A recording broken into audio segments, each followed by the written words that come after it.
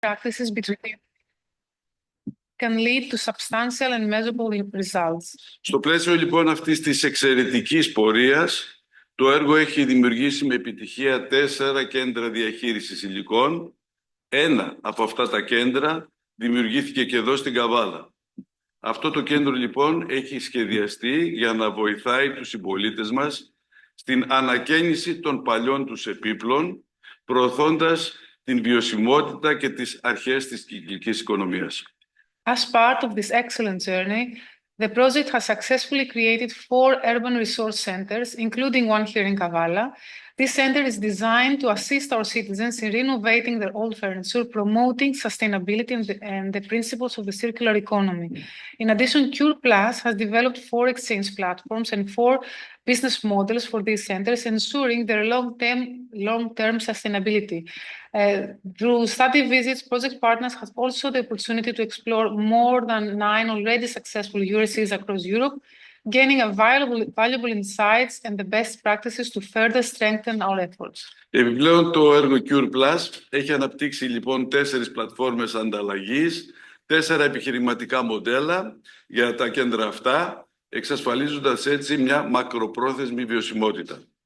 Μέσω επισκέψεων μελέτης, οι εταίροι του έργου είχαν επίσης την ευκαιρία να εξερευνήσουν περισσότερα από 9 ήδη επιτυχημένα λειτουργούντα κέντρα σε όλη την Ευρώπη, αποκομίζοντας με αυτόν τον τρόπο πολύτιμες γνώσεις, βέλτιστες πρακτικές και κατάφεραν να ενισχύσουν περαιτέρω τις προσπάθειές τους. Για την Καβάλα, το Cure Plus σήμαινε και την πρωτοπορία της πόλης μας στο βιώσιμο τρόπο διαχείρισης των ογκωδών της αποβλήτων, αναπτύσσοντας μια ηλεκτρονική πλατφόρμα διαχείρισης ογκωδών υλικών, μια ιστοσελίδα ενημέρωσης, ενώ ιδιαίτερα ήταν σημαντική και η δημιουργία του κέντρου επανάχρησης υλικών σε συνεργασία με τον ΚΙΣΠΕ Καβάλας. Ένας χώρος που εκτός από την επισκευή μικροεπίπλων, τα οποία καθημερινά συλλέγονται από την Υπηρεσία Καθαριότητας του Δήμου μας, λειτουργεί και σαν ανοιχτό εργαστήριο για τους συνδημότες μας. Τους δίνει λοιπόν την ευκαιρία να αποκτήσουν δεξιότητες στο να επιδιορθώνουν παλιά έπιπλα που διαφορετικά θα κατέληγαν στα απορρίμματα. For Kavala, Cure Plus also marked the city's pioneering role in sustainable management of bulky waste, developing an electronic platform for managing bulky materials, an informative website, and particularly the creation of the Materials Reuse Center in collaboration with a social enterprise in Kavala. This space, apart from repairing small furniture collected by the cleaning service, also functions as an open workshop for citizens, giving them the opportunity to acquire skills in repairing furniture that would otherwise end up in the waste. Επιπλέον, ο Δήμος μας επένδυσε στην ανάπτυξη δεξιοτήτων, την αλλαγή νοοτροπίας των πολιτών μας, με την διοργάνωση 3 εργαστηρίων κατάρτισης πολιτών στην επανάχρηση επίπλων, την διεξαγωγή 3 επιμορφωτικών διαδικτυακών συνεδριών, με τα οποία πετύχαμε να ενισχύσουμε την περιβαλλοντική συνείδηση και την ενεργό συμμετοχή των πολιτών μας σε αυτή τη νέα φιλοσοφία διαχείρισης των αποβλήτων. Moreover, the municipality has invested in the development of skills and a change in citizens' mindset through the organization of 3 training workshops, the co-creation workshops, as we say them, on furniture reuse, the exchange of expertise through field visits on its staff for Creative Reuse Center abroad, and the organization of 3 educational webinars. Through these actions, we have succeeded in raising environmental awareness and encourage active citizen participation in this new waste management philosophy. Για εμάς, η σημερινή συνάντηση δεν σηματοδοτεί το τέλος του έργου Cure Plus, αλλά την αρχή μιας νέας προσέγγισης στη διαχείριση των αστικών αποβλήτων, την οποία θα συνεχίσουμε σταδιακά να εξελίσσουμε και να την επεκτείνουμε στην πόλη μας. For us, today's meeting does not mark the end of Cure Plus project, but the beginning of a new approach to urban waste management, which will continue to evolve and expand in our city. Από την πλευρά του Δήμου, θέλω να ευχαριστήσω θερμά όλους τους εταίρους, όλους τους εμπλεκόμενους φορείς, τους συνδημότες μας, οι οποίοι αγκάλιασαν την πρώτη στιγμή αυτήν την πρωτοβουλία και είμαστε έτοιμοι μαζί να χτίσουμε μια πιο πράσινη, πιο καινοτόμα, πιο βιώσιμη Καβάλα. Σας εύχομαι λοιπόν μια δημιουργική και επικοδομητική συνάντηση. On behalf of the municipality, I would like to sincerely thank all the partners, involved organizations, host citizens, and who embrace this initiative. Together, we are building a greener, more innovative, more sustainable Kavala. I wish you a creative and productive meeting. Thank you. Έχεις να σου πω να κάνεις κάποιους άλλους.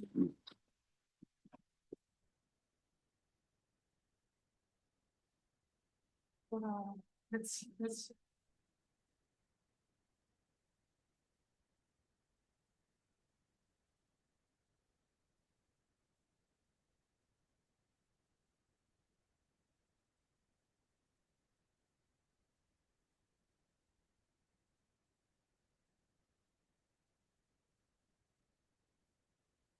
one more or not? So? And the third. I don't know. They asked for second. Is it important where they can see whatever we like? Whatever. Okay. Okay, I will sit here.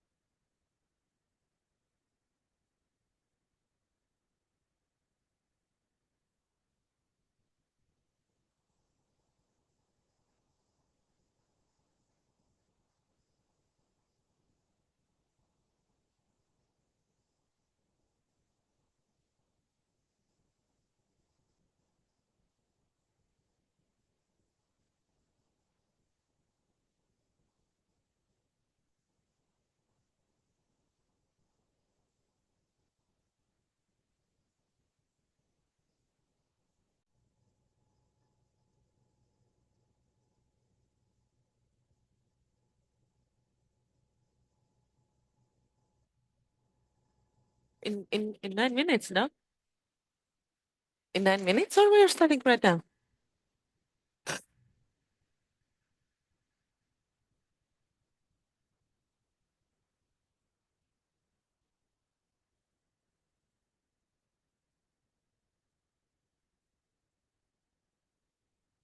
Hi.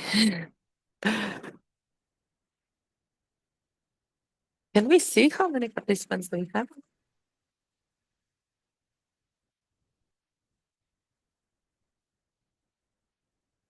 Are we online?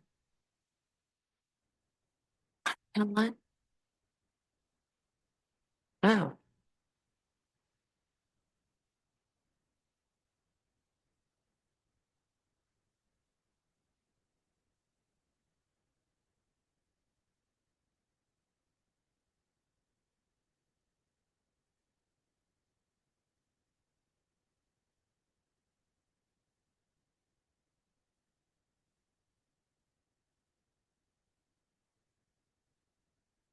Yeah. Uh, Sometimes it's louder. Okay.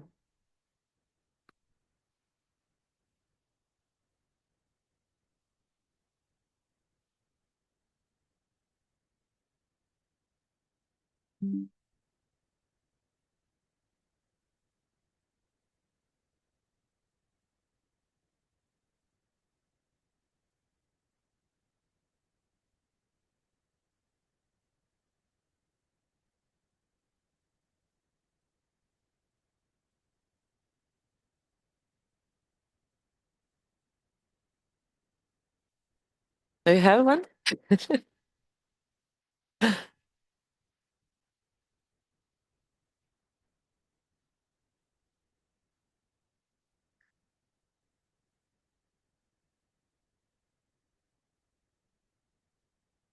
Maybe Sarah wants to share the experience of organizing event,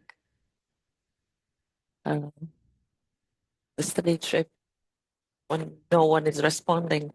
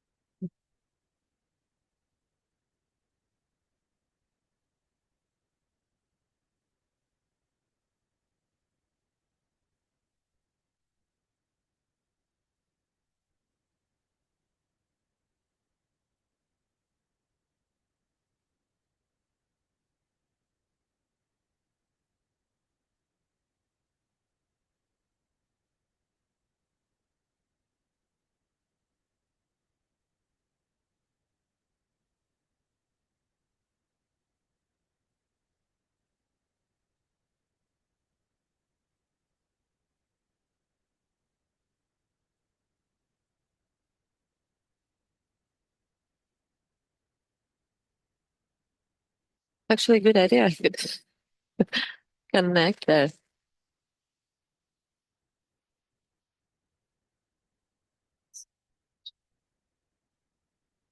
Yeah, yeah, I will switch off all the sound and I will read comments and go.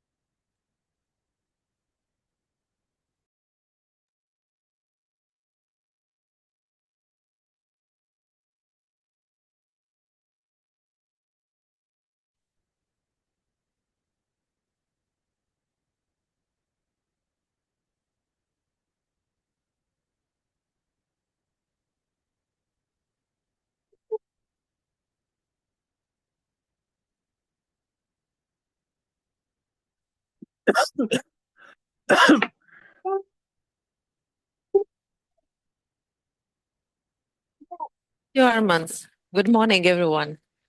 Good morning and welcome to our discussion about construction. Hello, Junia este tagad mazo vecīti. Hello, Armand. Nice to meet you. Paldies.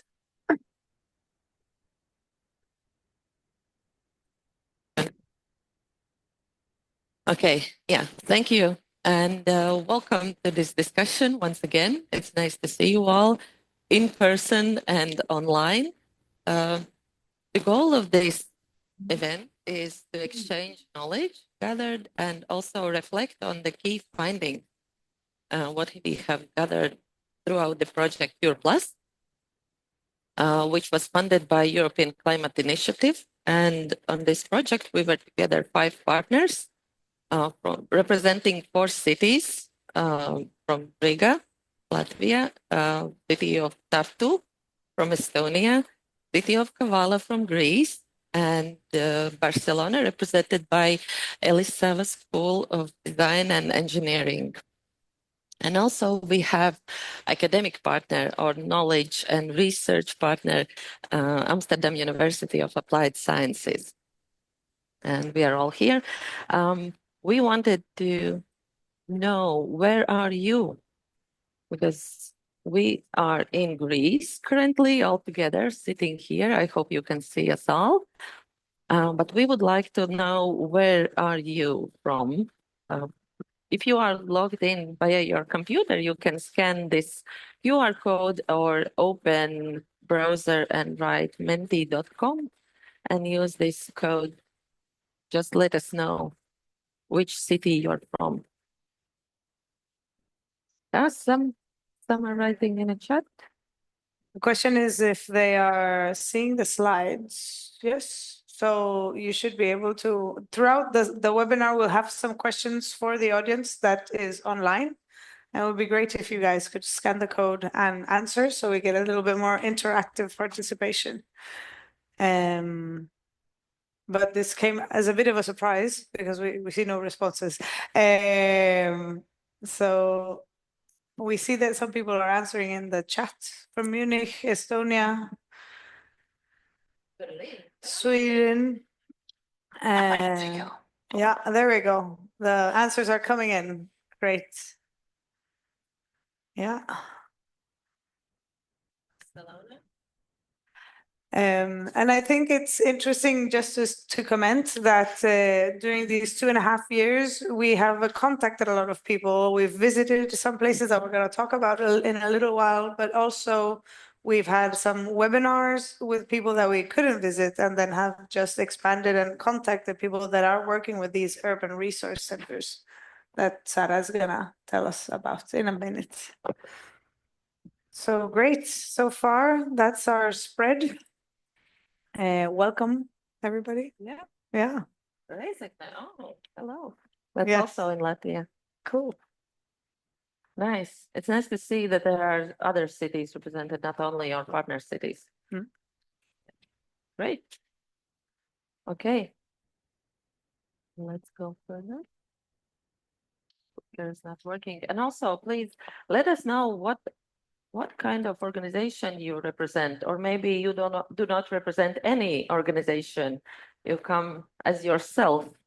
It's interesting whether you represent company, urban resource center, country or region or city level. Okay, we have NGOs and city representatives. I'm pretty sure there are some from companies. Oh, from myself as well. Okay, great. A company. So a diverse group we have from companies and NGO mostly. That's interesting. Cities. Maybe you can send in a chat what kind of company do you represent. Is it waste management company or other? Oh, sorry. No. It's cool to see it live. It kind of is like a little bit of a commentating session. So we do have active people on the other side of the screen, which is great. Yeah. Somebody represents a country. That's And- great. national level as well? Mm-mm. There's no one from EU level organizations. No. That's a pity because some of them registered. They said they would participate. Or urban resource centers, that would have been nice, but yeah. Yeah. Well. Yeah. Okay, let's move forward. The topics of today's discussion will be based on our journey throughout the project. Initially, we wanted to present all the findings, all the vast information, but then we understood that it would take a lot of time and it would be boring just to see some presenters going through all the slides. So we decided just to highlight the most interesting parts of our journey.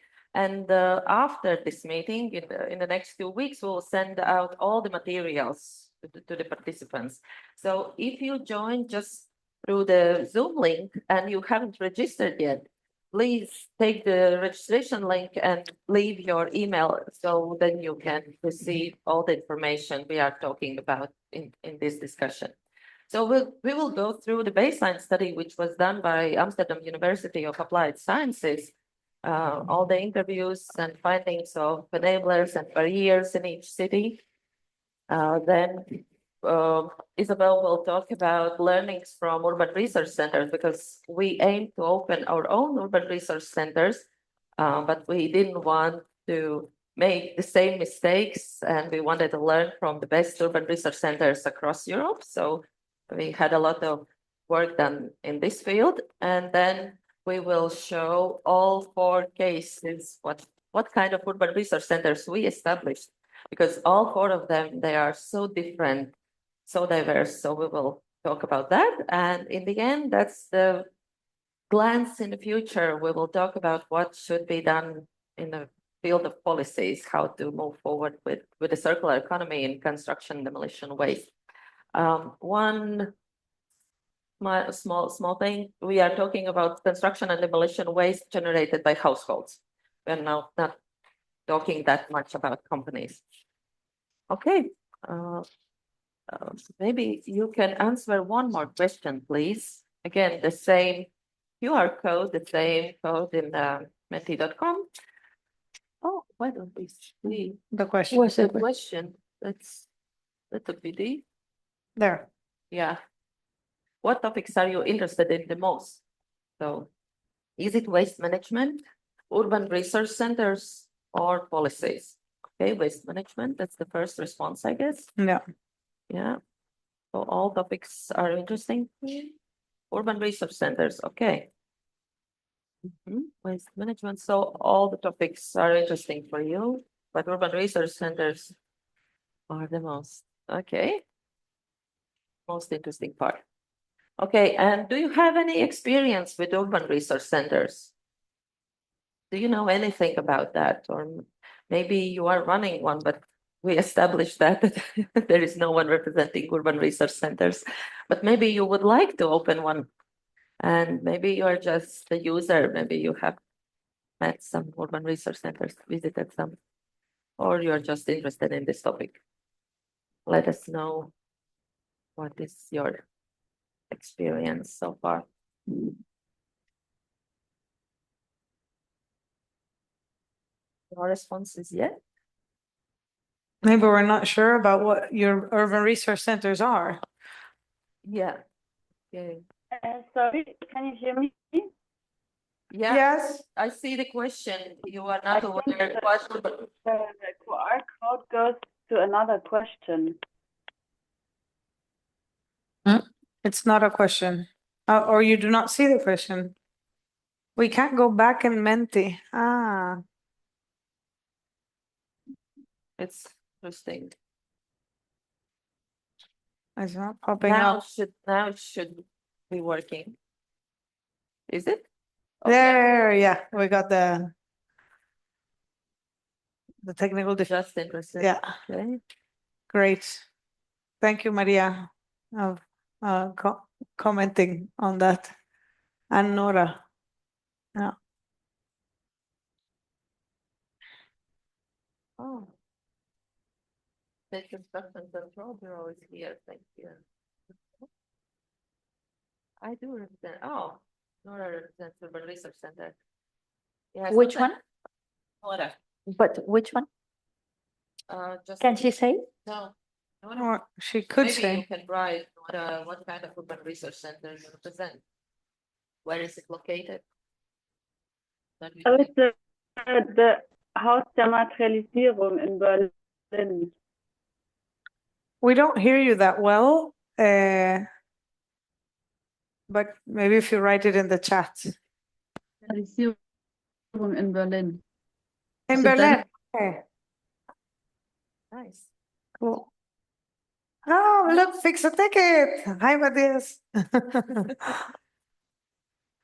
Okay, so there's no one using urban research centers, but very interested in this matter. That's it, nice. Okay, maybe we can move forward and I will introduce you to our panelists. Are we all five here? Yes, we are.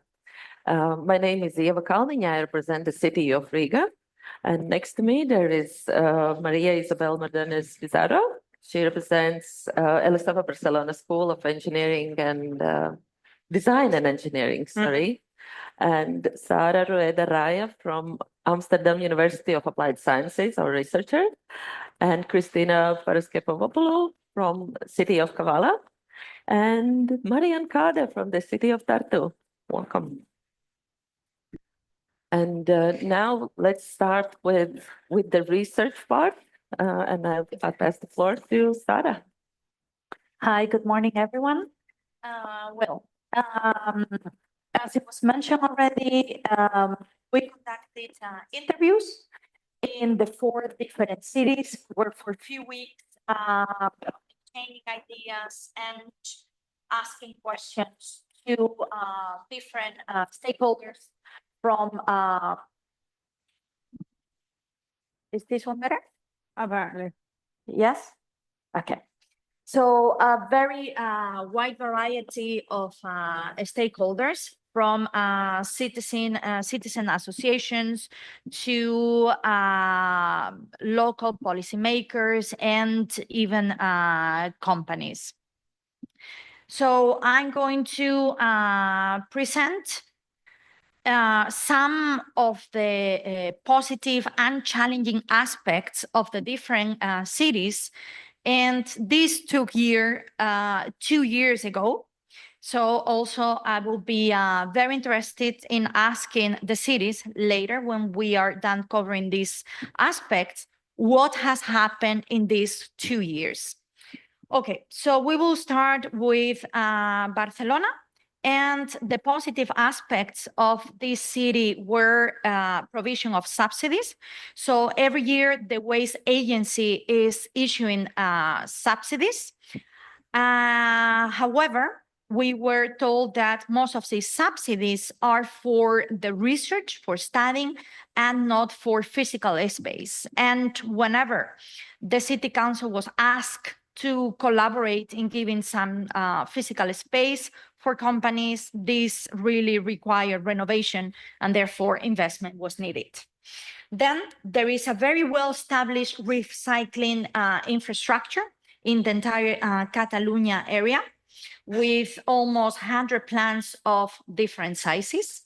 And then there are plenty of existing initiatives for construction and demolition waste management. These are mostly independent people, like such as architects.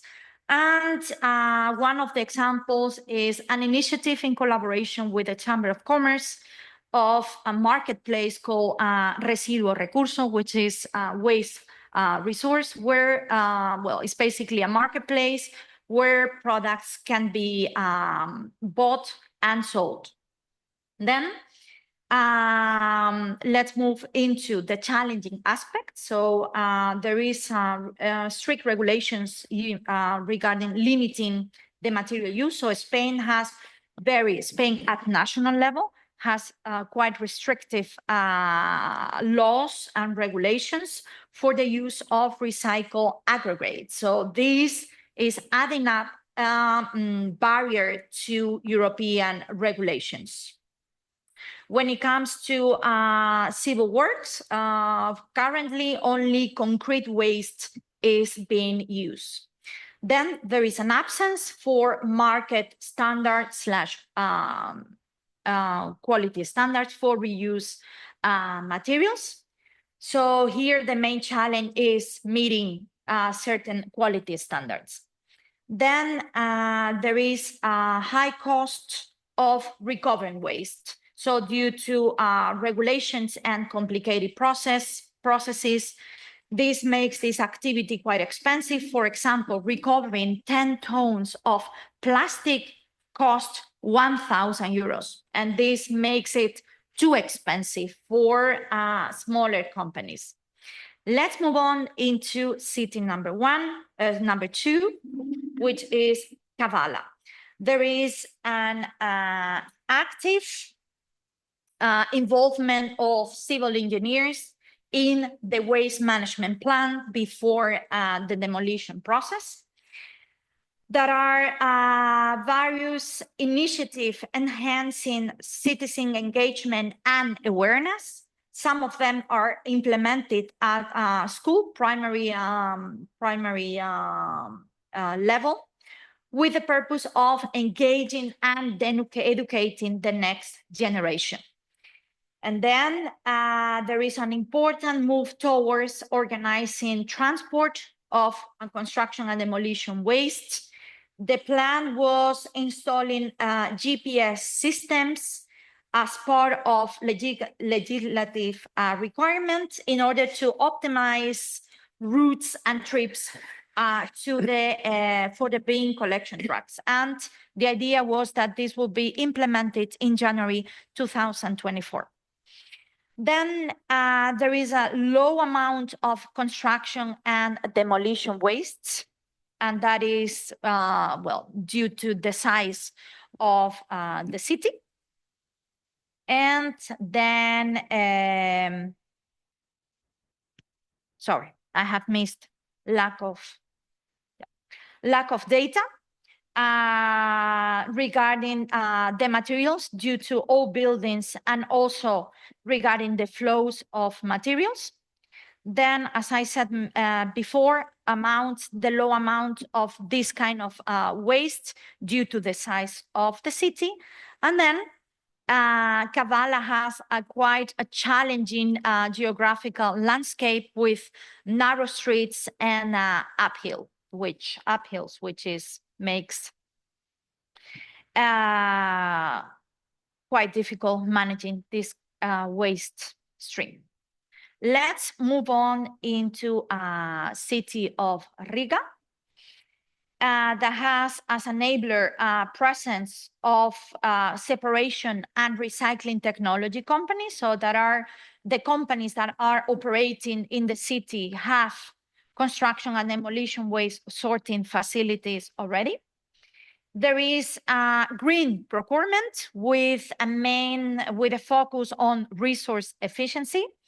And there is waste sorting with facility penalties. Before, this was voluntary, however, it became mandatory.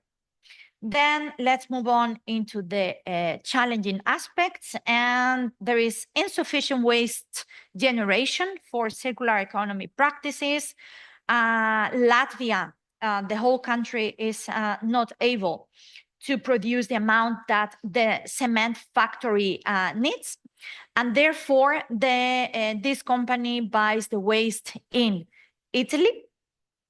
There is also less interest from the companies to cooperate with households and private individuals, which was the focus of this project, as Yeva mentioned already, because the amount generated is just too little. Then there is high cost associated with upcycling and with logistics.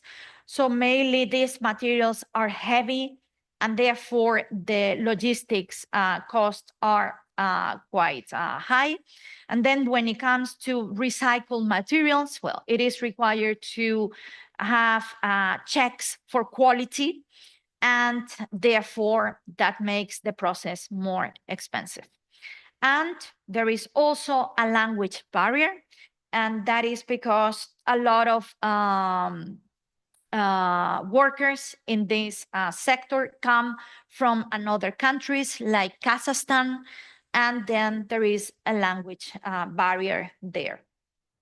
And let's move on into the last city, which is Tartu. And the main drivers for Tartu are there is a high level of digitalization in Estonia, and also there is a strong startup community.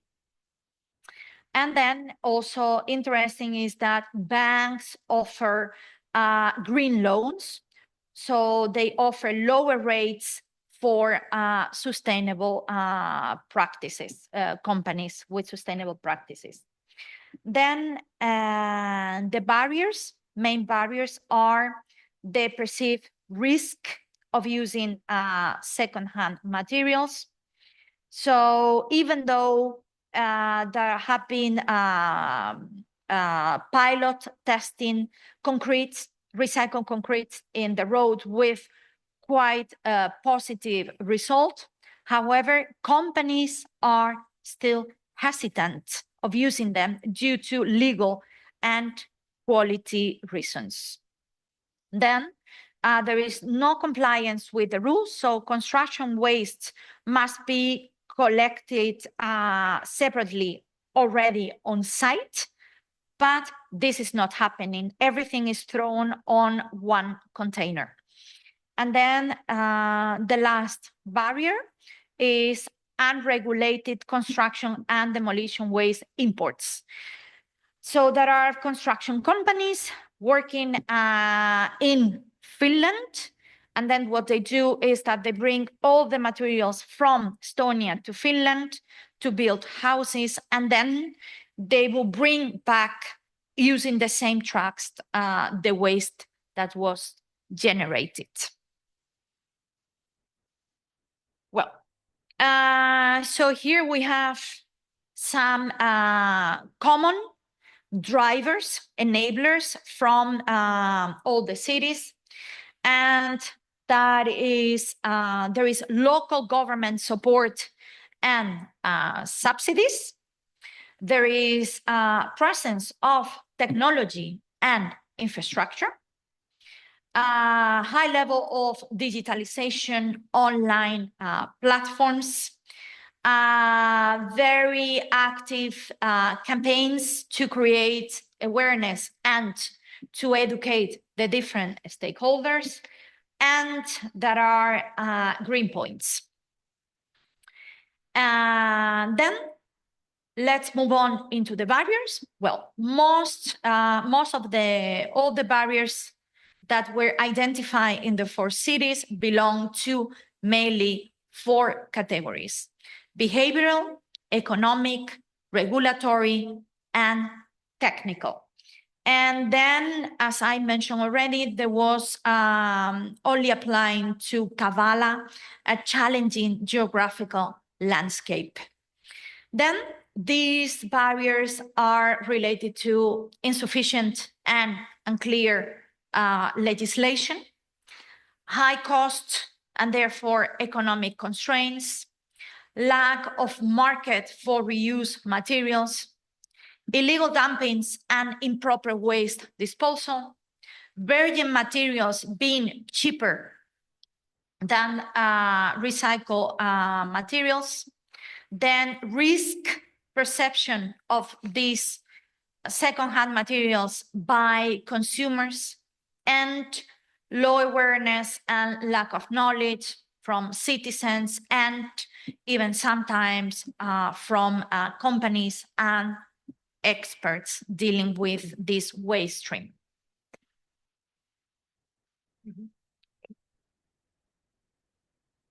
Okay, well, now I would like to know from the 4 cities, since these interviews took place almost 2 years ago, I would like to know if the situation has changed.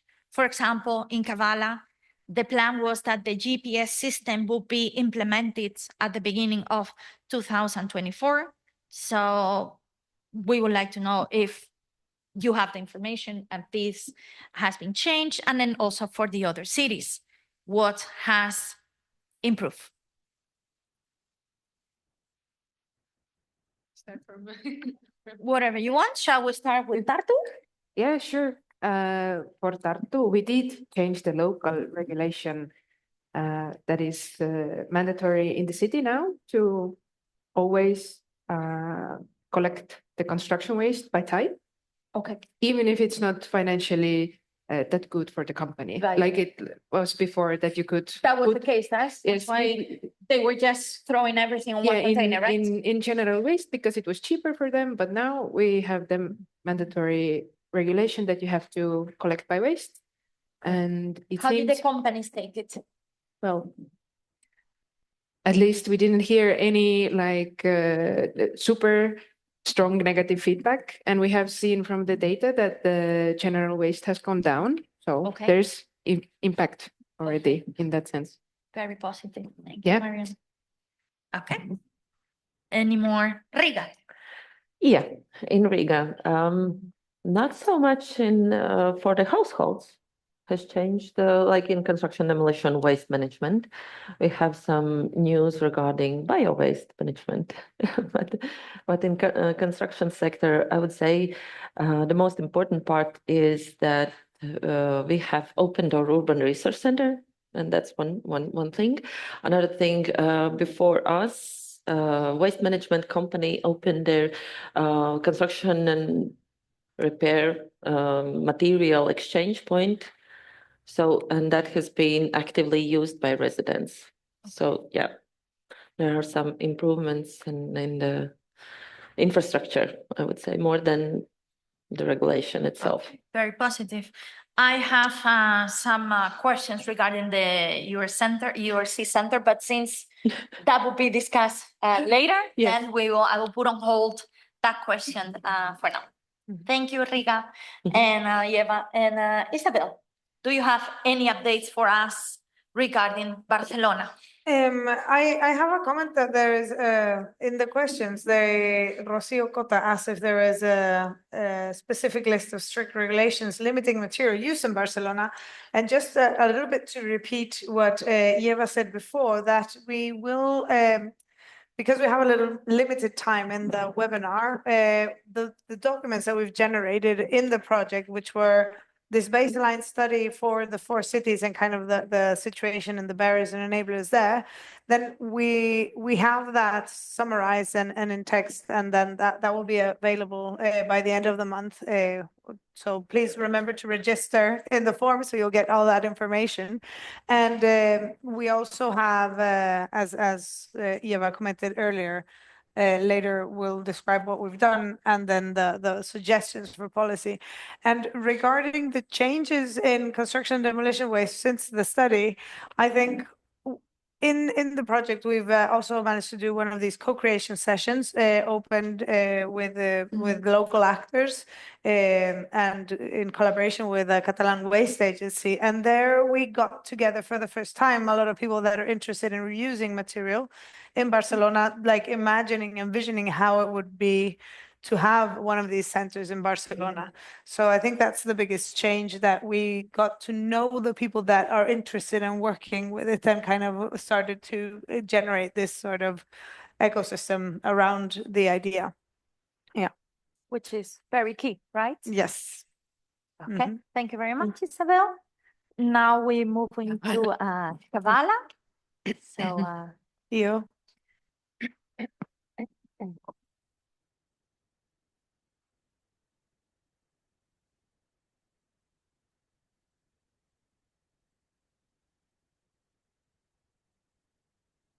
Yeah.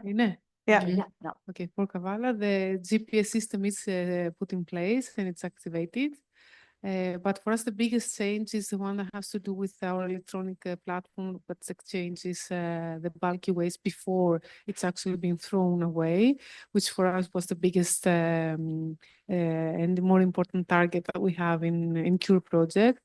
because we collaborated with the schools and the Follow Green project, which is one focusing on recycling. And so all schools are getting into let's say a point system where they have to compete for the bulky waste that they recycle, and they match before they actually drop it. So for us, this was the change of mentality, and I think this is a major takeaway for the project. Okay, thank you very much. Well, we have seen that only in 2 years, a lot of progress has happened in the 4 cities regarding this waste stream. Okay, now we have a question for The audience online. Yes, the participants online. we need slide. Okay. Yes. So we would like to know if you can think of other drivers, enablers for the circular management of this construction and demolition waste stream. And while we wait for some answers, I see that in the chat there is another question from Maria. Is there any research or policy on expired construction products like paints, varnishes, etc.? I think that's a very interesting and difficult question because paint and varnishes, etc., are hazardous waste, particularly. And if they're expired, even well, I don't know how much paints have an expiry date. They do have, but I've heard of one, is it a startup or urban research? I think that's a startup who deals with old paint and reproduces that as an old one, or as a new one, but I'm not sure where to look for the name of the company. I think regarding policy, what applies there is a hazardous waste directive for each country, because they have to be managed in a particular way. But then regarding the recycling of these sort of products, then it might be different. I mean, I know that there is recycling of paint and varnishes in different countries, but I don't know that much more about that. I know it happens, but at a limited scale. Okay, I think we have some issues with Mentimeter again. It doesn't look like anybody's responding. I don't believe you all. But there's Maybe they can use the chat. But I don't know if there's frustration in the chat. There hasn't been yet any issues. How to solve it? Or maybe it is a difficult question if they haven't been in touch with construction demolition waste. So add additional enablers for them. So fair enough. I think that we could also think maybe it's a difficult question. Okay. But oh, there is one response. Expired construction waste, yes. Online forums being expired would be an enabler or not an enabler? That's what I mean with that. Yeah. Students for the sector, yeah. I would definitely think that that's an enabler. Children is our future. Like to share experiences of how you're using the waste, probably. I would vote for Facebook groups where people exchange material. Social media groups where people. I think that. Yeah. Like exchange, peer-to-peer exchange as well. Great. Thank you very much. Thank you very much. Thank you. Okay. So let's move on into the proposed solutions. We came up with for the cities, and that we will see today what was put into practice and what was even improved. So we have the establishment of urban resource centers, and I'm not gonna, I will get into this in the next minutes. And then also Isabel will even expand further on that. So number 2 will be capacity building and educational initiative. So provide continuous education, training, and awareness raising campaigns for different stakeholders on circular activities, waste identification, sorting, repairing, reusing, refurbishing. Then number 3 is implementing digital inventory systems, like introducing digital platform, online marketplaces. So that will help to track and manage reusable flow material flows. And this will also facilitate the access and the exchange and monitoring among the different stakeholders. Number 4 is including circular economy criteria in public procurement. So when it comes to municipal and public construction projects, include circular design, use of recycled, recyclable, and sustainable source materials. This will help to create a steady market demand. Then financial and economics incentive for circular practices will be number 5. Provide financial incentives like, well, subsidies, grants, loans, tax reductions to businesses and initiatives that adopt circular practices. And the last one is certification and quality standards for recycled materials. So implement a common certification and quality standards, and this will help to develop consumer trust, and then also ensuring consistency in qualities, and will increase the market acceptance among the different stakeholders. Okay, then now let's start digging in on what has been the main focus of the project: urban resource centers.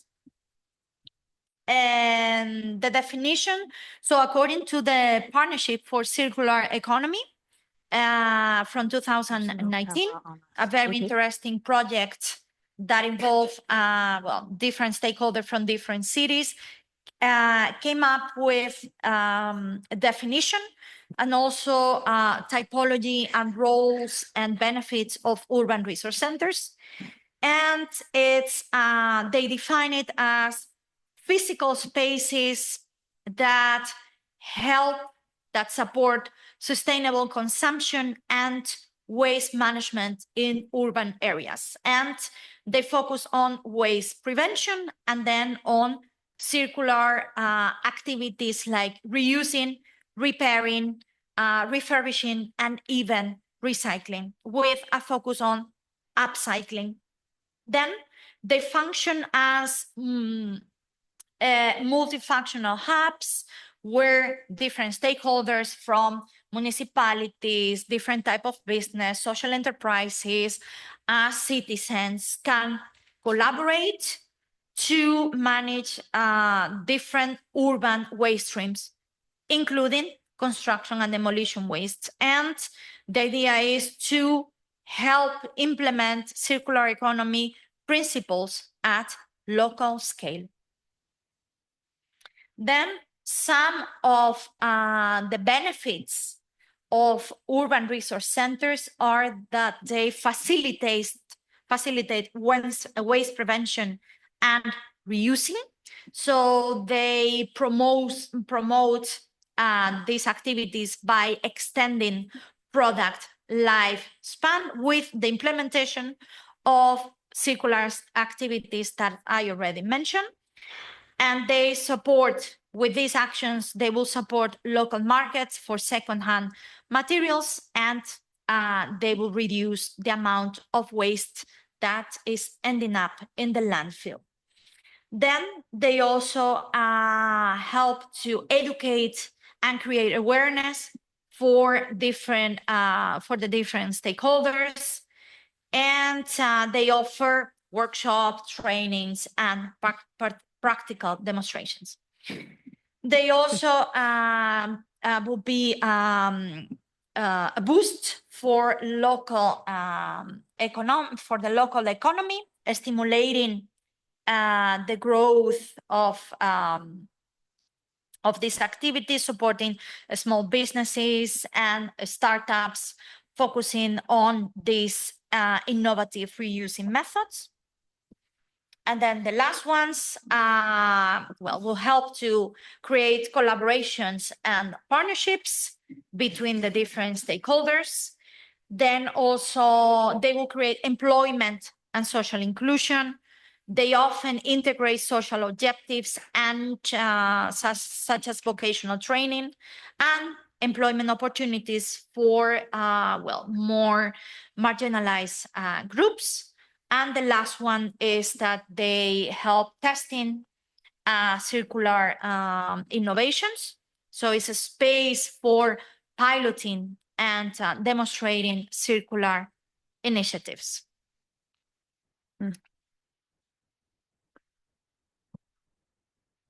This is for. So we want to ask to the cities, but also it can be extended to the audience online. From everything that it was shared from the baseline study, what did surprise you the most? And what did you learn? How it contributed to your activities on moving forward with the management of this waste stream? Okay, you're looking at me, so maybe I should start. Yes, please. Yeah, I took part in all your interviews with stakeholders.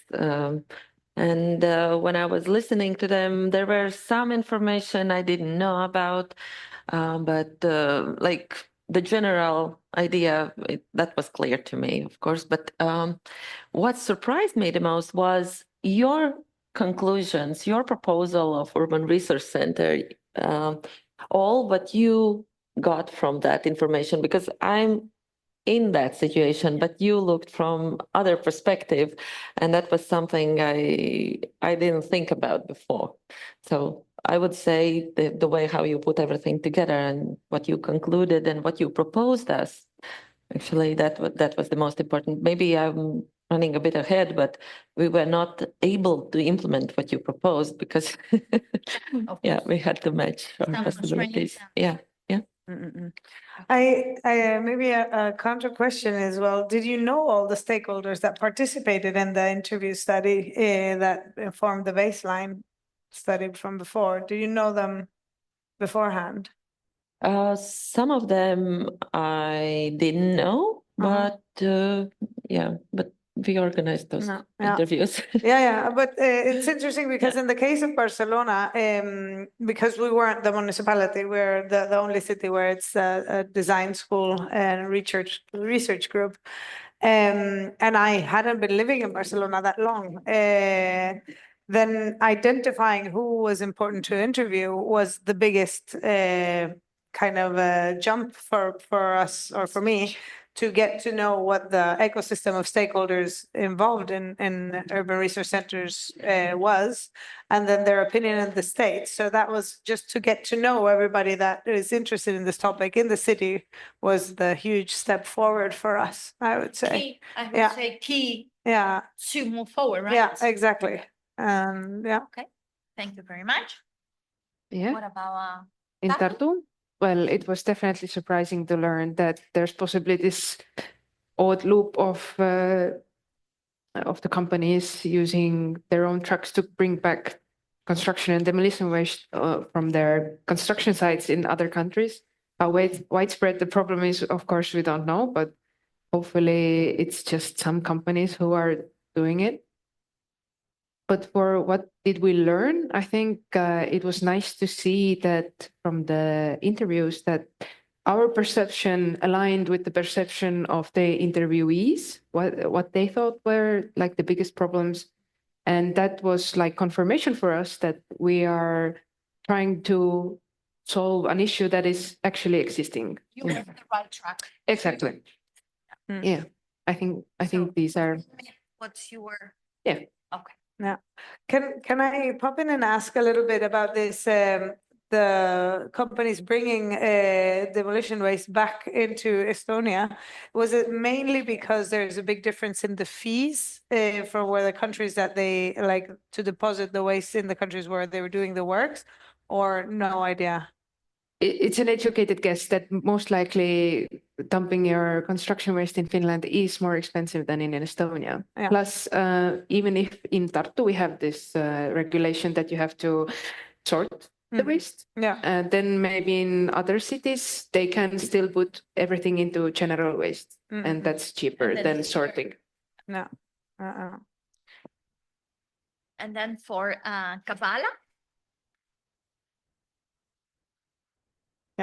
For Kavala, because for us it was a new territory, the whole, let's say, following the flows issue. It wasn't a surprise that the legislation framework was there since the beginning, but there was also a lot of flexibility on how you interpret it in everyday practice. So we were let's say, getting the whole picture, which was very controversial than the one that we had in mind. And it was very hard for us to follow the flows, of course. And at the same time, the private initiative was very much in advance. We were experiencing NGOs already exchanging bulky waste and already having very clear idea on the needs, on the flows, on how to better manage this flow. So we were at some point and after, driven from this realization, we were coping and adapting to the NGOs practice instead of actually doing the police and guarding and the private companies doing the recycling. But of course, we insisted more after the results of the research. We insisted more into the GPS appointment and to the regulation of the commuting of the trucks. So this was an interesting point for us. of improvement. Yeah. Okay. Yes. Thank you very much. Yeah. And now we would like to take a small break. It's 10 minutes, but let's come back at 11. At 11. Yeah. Yeah, let's come So, back at yeah. 11. And then we will show you our experience visiting other urban research centers and creating our own and all the rest of it. Yeah. Thank you very much. Thank you. I hope, Answer your emails and calls yeah, and come I back hope, in 10 minutes. hope everybody's back. Yeah, we don't lose that money attendance.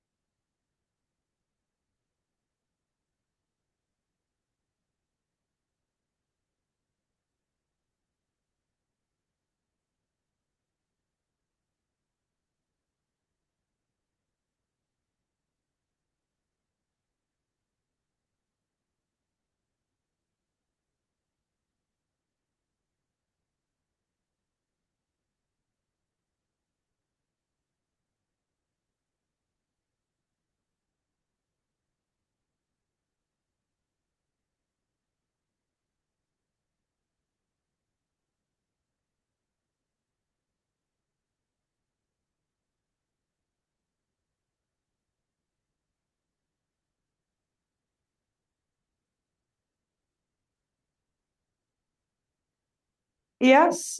Okay. Hello. Welcome back after our little break. Hopefully people people joining us from home or work are back as well. So now we're going to pass on to learning what we've learned from other urban resource centers here in the EU. We basically didn't want to reinvent the wheel and see what was being done in these resource centers that were more pioneering. So in the first or the second meeting, project meeting, where we met in Barcelona, we had mapped out 26 urban resource centers, and we plotted them here on the map to jointly with the project partners decide where we would plan the study visits. So we mapped 26 urban resource centers, and then we did study visits to 9 of them. And I'm going to talk a little bit more in detail of these 9 that we visited. But additionally, when we did this exercise, we were in Barcelona and we visited 3 locations that could be considered urban resource centers. And then we had also, in the webinars that we did later on, managed to contact other 5 urban resource centers. And those webinars are recorded, and we have the data from the presentation. So that is also going to be shared together with all the materials from the project by the end of the month. And then last year, when we went to Tartu, we also did three other visits to urban resource centers. So we've learned from more than just these 9 that I'm going to talk about, and we have gathered this information in the different materials in the project, so that you'll be able to see.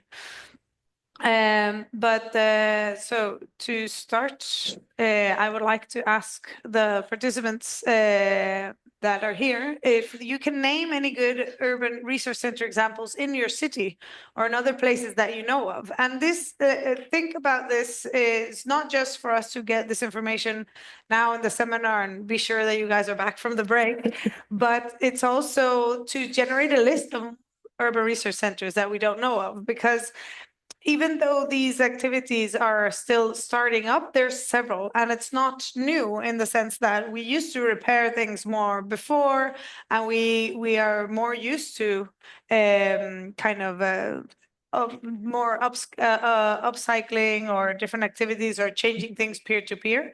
So if you have a name of an urban resource center in your city or another city that you visited, please add it to the list. It might be that we're not having responses from the Maybe those who represent Fixoteques. We're going to talk a little bit about the Fixoteques because we did go. The House of Materialiserum participated with Corina Fosse from the House of Materialiserum in one of the webinars. And in Munich, starting with the Horizon Circofin. Oh, that's new. We didn't know that one. So great. Thanks very much. Only starting with the Horizon project, Circofin. No, that'll be great to hear more about as well later. The other webinars that we had, the other urban resource centers that we had in the webinars that we didn't visit were some from Slovakia. There was 3. I don't remember the names. I'm sorry. But I don't know if we should give more time for you guys to answer. If you can think of anything, just add it into this.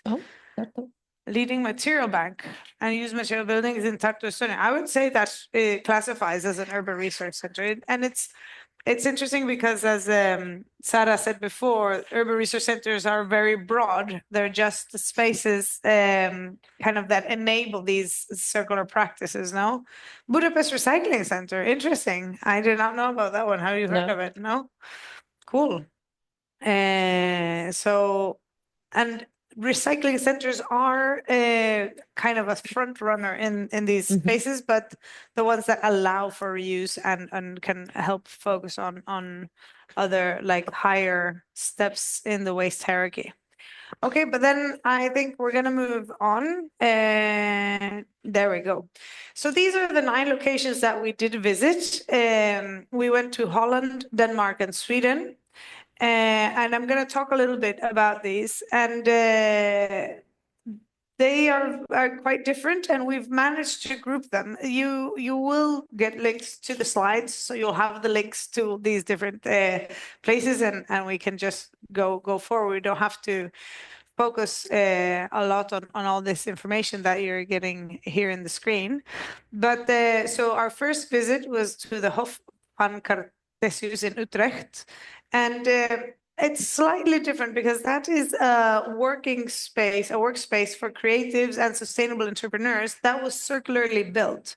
So the people organizing the Hof and that currently operated as a cooperative, they did the whole building process circular, and it's a fabulous demonstrator project where you can see how construction demolition waste, but also waste from different sectors, not only construction, can be reused in construction. Then we went to the Terugwinning in Verden, which translates as the recovery. It is a circular craft center, as that's kind of the Dutch name for these urban resource centers. And it works as a social enterprise, focusing mainly on repurposing.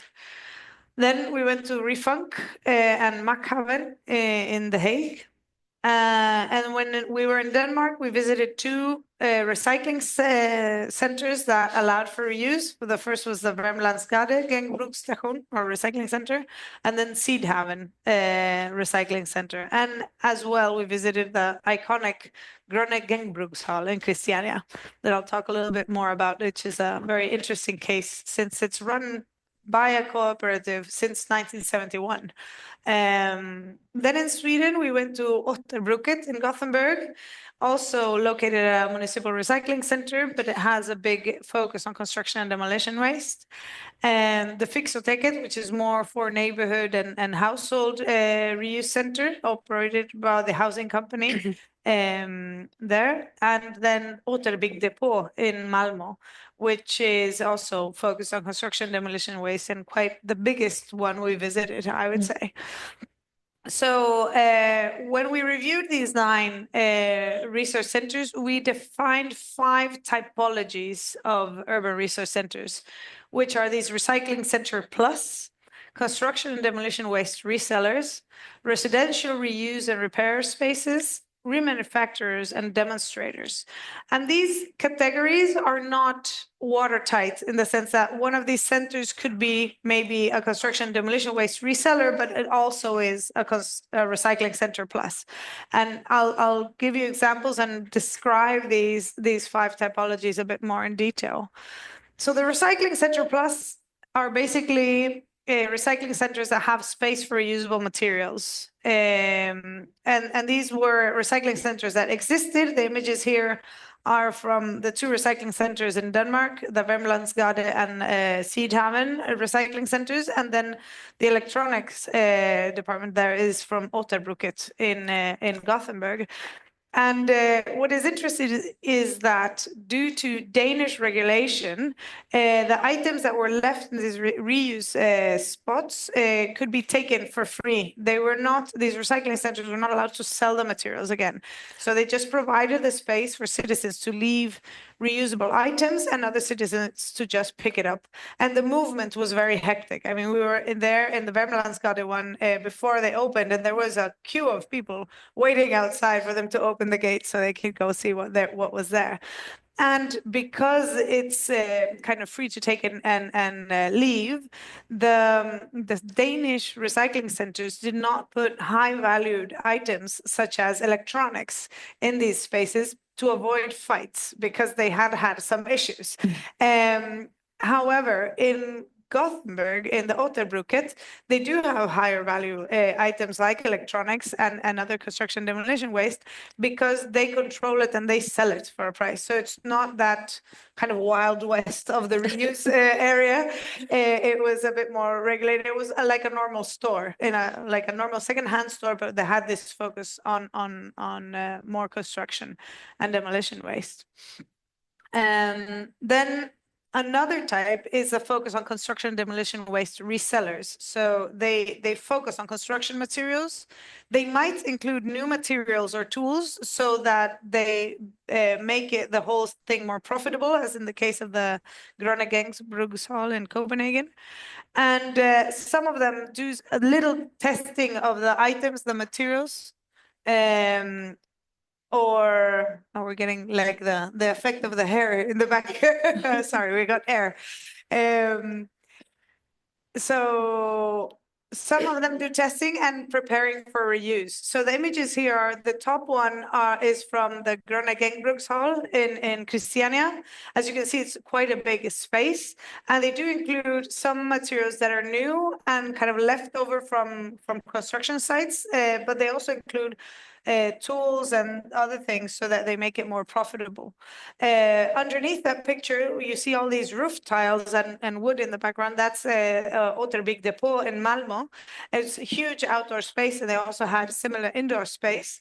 And they did do a little bit more preparing for reuse, and they did have some preparation of these bricks that they were cut so that one of the sides was flat, so that it would be a higher value product for new construction. And then the toilets there are from Otterbruket, and I found it interesting that they actually test flush all the toilets, which you have to have a setup for, because you have to kind of connect them and then just to ensure that they're working correctly. But that allows you to sell them for new construction without having that doubt.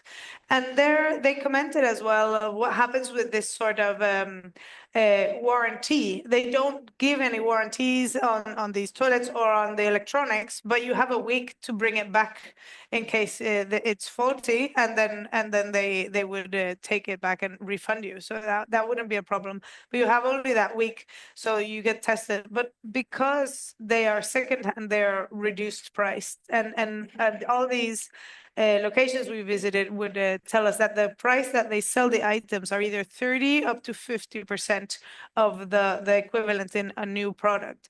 So it's significantly cheaper materials. So this distinguishes us or these urban resource centers from these sort of vintage antique collectors, where you would get maybe an old tilings, but they wouldn't be cheap. It would be much more expensive than buying new ones. So this enables to prioritize reuse of these materials. The third typology is this residential reuse and repair spaces. And here the only example that we had was the fixoteket in these studies, because not because there are less of these, but because in our project we were focusing on construction and demolition waste, and this was not necessarily the sort of materials that would come into the fixoteket. Here, it's neighborhood spaces where neighbors can bring reusable items for others to pick up, basically. And they also have workshops either for wood, bike repair, and textile repair. And they would also do events where they would teach the participants to repair things, either bikes or furniture or clothing. So it's mainly focused more on household items. But the interesting thing with the fixotekets is that it's a community space. It becomes more important, the social environment, and this kind of enabling the community and reuse and getting to know the people that live in your neighborhood. Then the fourth typology is this remanufacturer, and it is mainly focused on repurposing, repairing, and or remanufacturing, so on top of reusing. And that means that they invest in production capabilities. And here the main example was the Terugwinning in Burden. And then, as you see here in the pictures, they had a textile workshop. They also had a wood workshop. And what they did mostly was business to business. So they took in doors from demolition sites or different places, and then they would remanufacture the doors. So they would dismount the metals and glasses, and the wood that was in good condition to go back into door production would be sent back to the manufacturers of doors.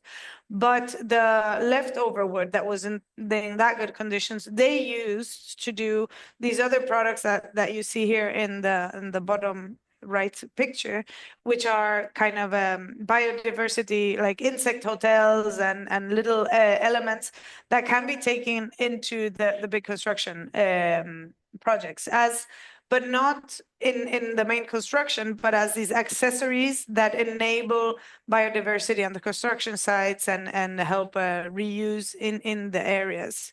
And that was sold back to the construction companies that were bringing the doors. So they focused mostly on business to business. They also picked material from recycling centers and did selecting of that for selling that for reuse.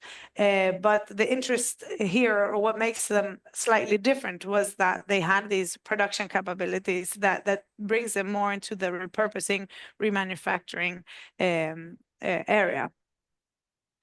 And then the last type is the demonstrator type. It's basically that the buildings are made or refurbished using construction demolition waste. And here, basically the importance of this type of urban resource centers is that it demonstrates what can be done with these sort of materials. And it's quite a lot, even though construction regulations are maybe not that happy with it. Here we see the bottom left picture is the Machthaven, and that's a space where the creative company Refunk has their space in The Hague. But the whole building used to be from the petrol company Shell, and then they remodeled that and divided it with different creatives and companies, and they did the whole renovation indoors with secondary materials. And then the other two pictures are from the Hof van Cartesius in Utrecht, and you can clearly see in the construction that the materials have been sourced secondhand. You see like different doors, different windows. They've also worked with circular construction principles and managed the rainwater on the area so that it is recirculated and the gray waters are treated right there. They have solar panels on the roofs. They have green roofs as well.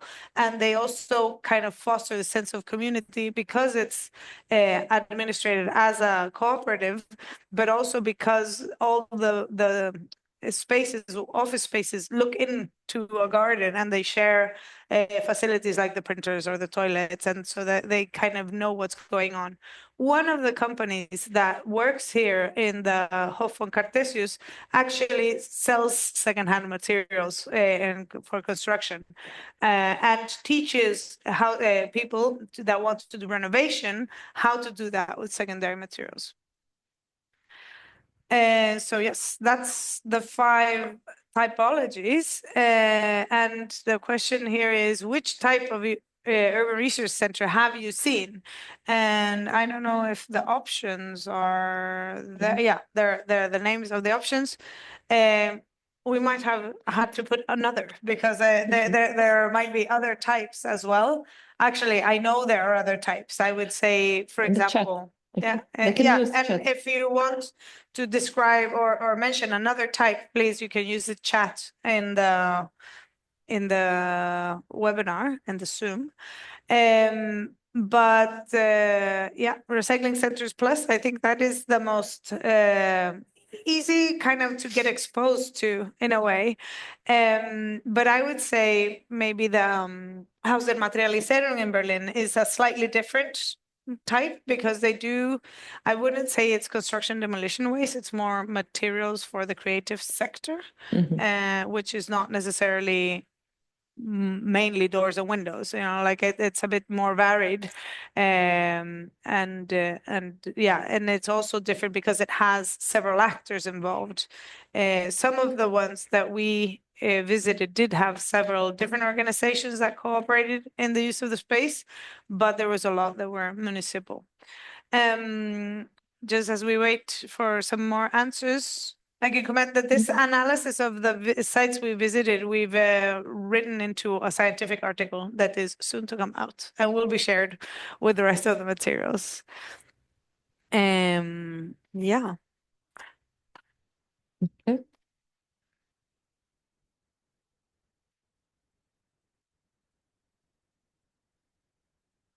Are we moving forward? Yeah, maybe we can move forward. So the conclusions of having 10 minutes. Yeah, done these studies, we divided them into three aspects: the supply of materials, the demand of materials, and how these centers operated. And in the supply, we can see that teams that work in demolition help generate high quality supply of materials, as in the case of the Groningen Bruce Hall.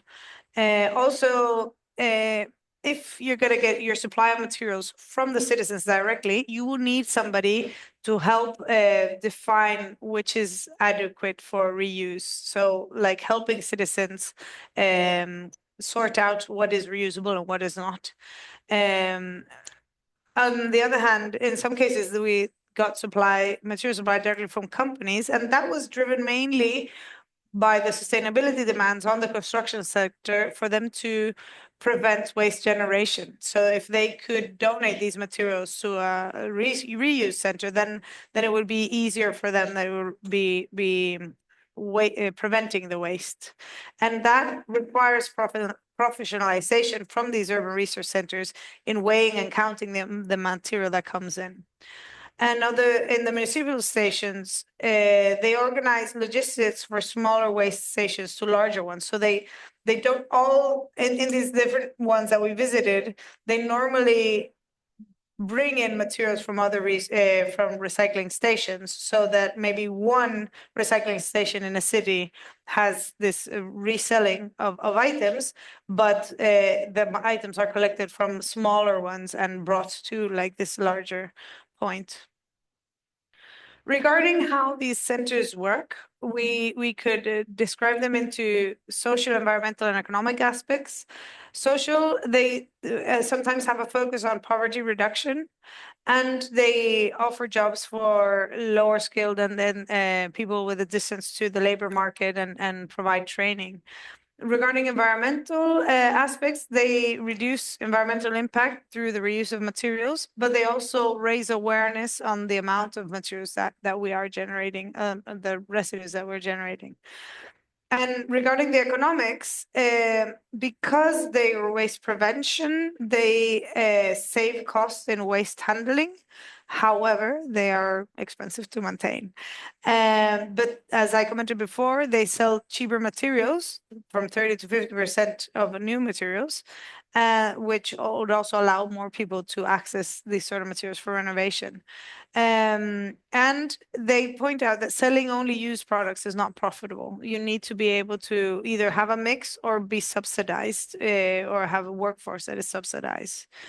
And most of these places do not keep a rigorous inventory because it's very time consuming.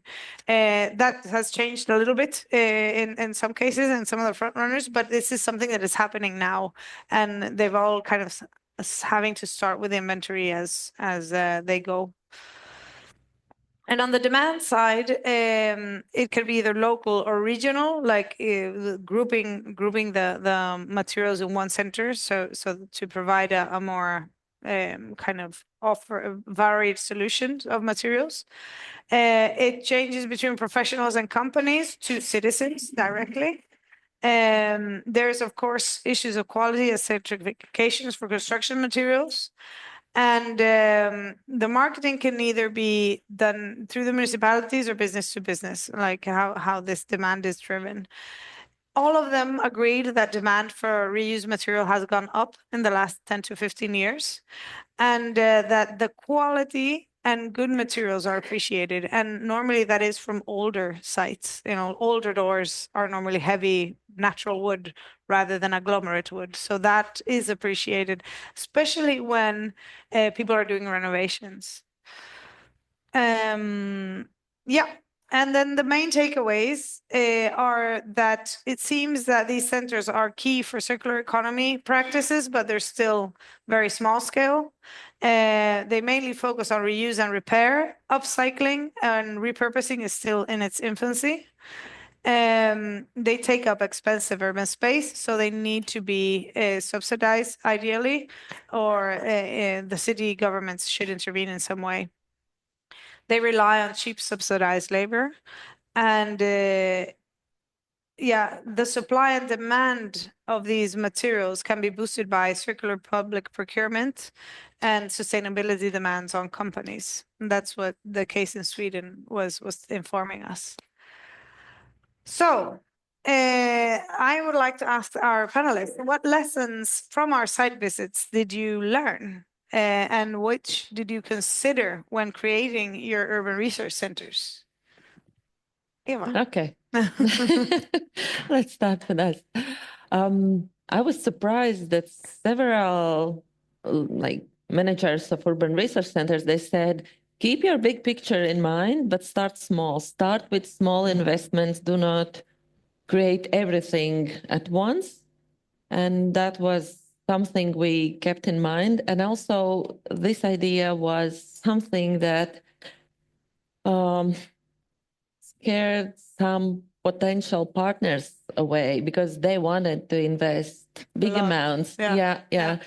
They said, no, the small scale is not interesting for us. So we had to move on alone. Yeah, but that's what we keep in mind. And that was also a good thing to know because we didn't have a lot of money. Yeah, in the very beginning. So yeah, that's one thing. Also, some of them mentioned, keep in mind, if you represent municipality, keep in mind your limitations.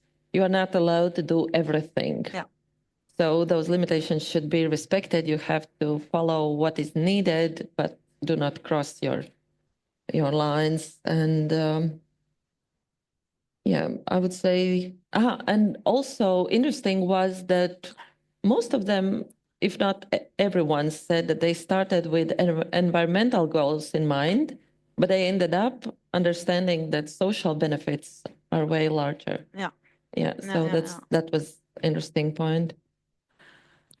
How about Tartu? Yeah, for Tartu, the biggest lesson was really seeing what kind of like reusable items they took in to either resell or then to take free of charge. For example, paints. Well, these are hazardous waste. We will not take them in our URC. And also like kind of adapting what would be actually logical take in. Maybe for in Tartu, like big windows, most likely from private citizens is not going to be that beneficial because windows are different sized. And we saw in other these places as well that if you're going to work with windows, doors, etc., the amounts have to be huge. Yeah. And if our URC is going to take in donations from private citizens, we most likely will not see 10 uniform windows, etc. So that would mean that they will stay in our URC, and at the end of the day, it will be a cost for us. So lessons like that, I think, were like the biggest one. Yeah. Really. What to take in. What to take in. Yeah. I can say that it's also been quite interesting. I think the people from Otterbygd Depot said a lot of people have tried to imitate this and invest and start very big, and it fails because the clients don't know it and don't understand it and don't come. So I think one of the keys is like starting small, and the ones that started kind of humble have all had a steady growth and managed to kind of push it. And I think that's quite key in starting from one point and moving on to when it's not just the center, it's the ecosystem around the center, the clients, the demand, who's providing the material. It's a more complicated thing. And not only the information and awareness, but also the right services, what exactly to do. Because you start with one perception, but then you understand you need to adapt slightly or... Yeah, you have to address the needs. So, and also, when you start small, it allows you for more flexibility. Yeah. Yeah.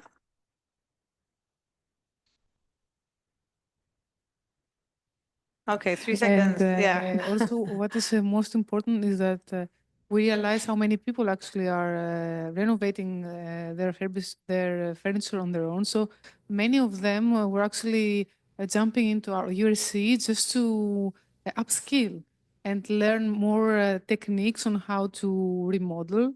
And so at the end, the URC is also providing, let's say, the educational framework, the training, and in a very safe and structured environment. Yeah. So for us, this was a major takeaway, because afterwards we realized that we have to open up the URC once a week with a professional carpenter helping out people to finish off the work that maybe started at home. So this is a whole new perspective that we haven't really in mind when we began our URC work, and it's something that people are keep on asking for.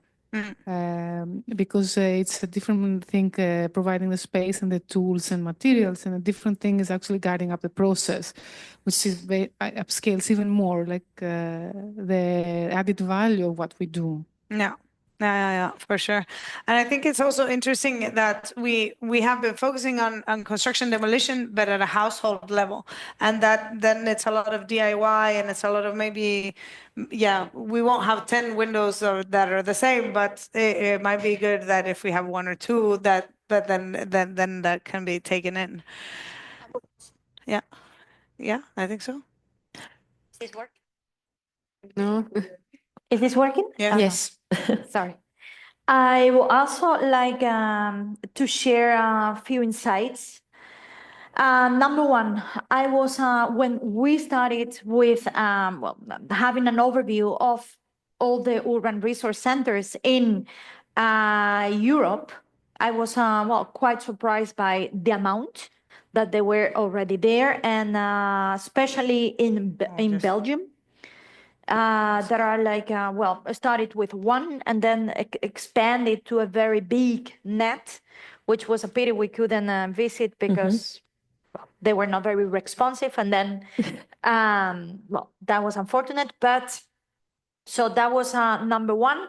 I wasn't aware of the amount of centers that are already functioning in Europe. And then another point that I found quite interesting is the challenges that these centers encounter to have a feasible business model, to the point that some centers really struggle. And one of the main and first pioneer centers was in the Netherlands, in The Hague. And when we contacted them, they were not functioning anymore. So that was, and they started it was the outcome of a project, and they started very strong, but actually we don't even know what happened, because we couldn't reach them, because it was not working. So we're running late on our schedule, so we're going to skip the rest of the questions that I had because it's interesting what this study that we basically learned from these different visits helped us decide our format and functions in the urban resource centers. But since we're running back on time, I think it's just better that we move forward and actually see what we've done. more interesting. Yes, but we do have a question for the audience that is with us remotely. If it will come up. There. What are the main obstacles in creating urban resource centers that you can think of? I think from what we saw, space to begin with. And careful there, because as soon as you say that you are having space for materials to be reused, you'll be poured down with materials, but the material will find you rather than the other way around of having to go chase it. But maybe this is also a difficult question for our audience. I don't know. Or we caught them off guard. That could also be making it feasible. But yeah. And I think that the other thing that we learned is that they're all so different because they have to adapt to the local context. So you can't just control copy paste without considering your local needs and network. I think important. Spread the word for Also sure. the expertise in the area, I think is also key. The kind of industry and expertise. Space and contacts, partners of demolition companies, urban space and regulations for sure.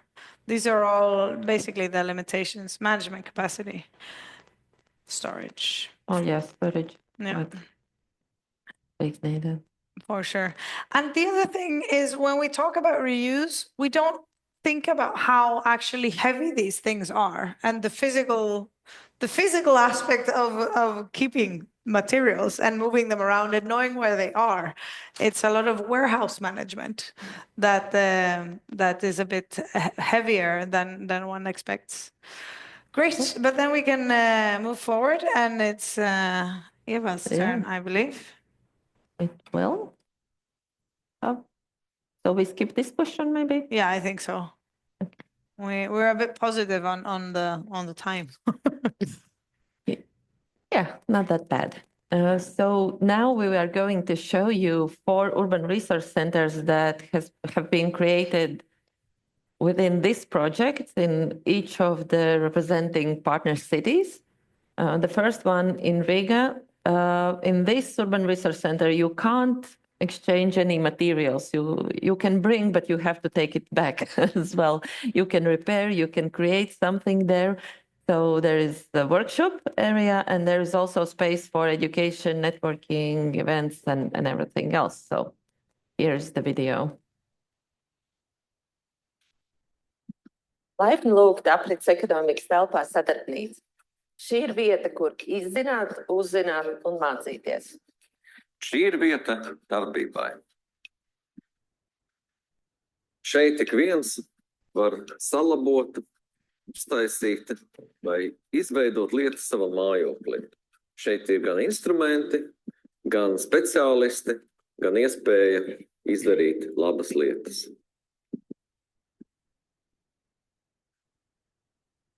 Un sadarbnīca ir ļoti īpaša ar to, ka mēs to esam arī iekārtojuši pēc aprits ekonomikas principiem.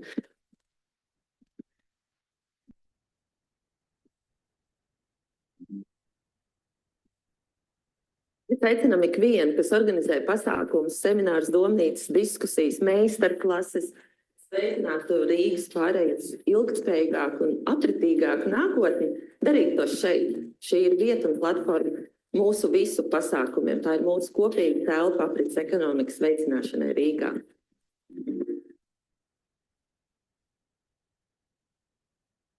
Okay.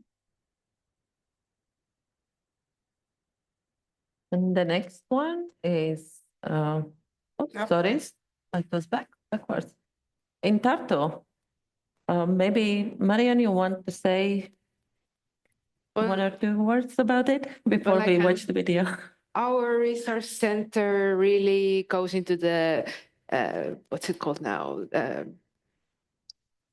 With the plus. Yeah, recycling centers plus. Yes, it's an existing recycling center, and there's in Tartu this kind of gap for individuals to bring their reusable items, bigger reusable items. There are some places where they can donate it, but they don't take construction and demolition waste. And we have this type of permanent repair cafe that you did in Riga right now. So this was the best option for Tartu to really get it going.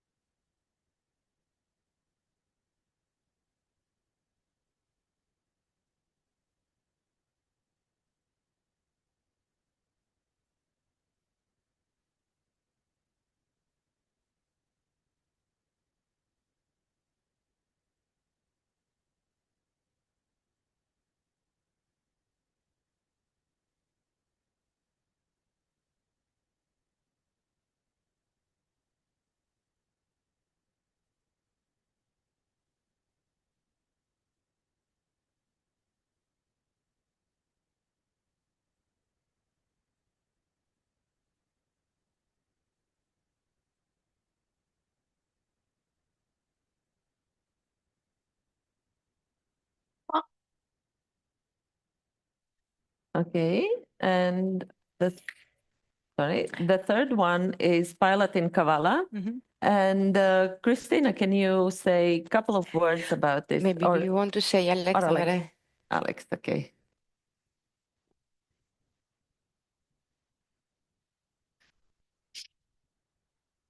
Yes.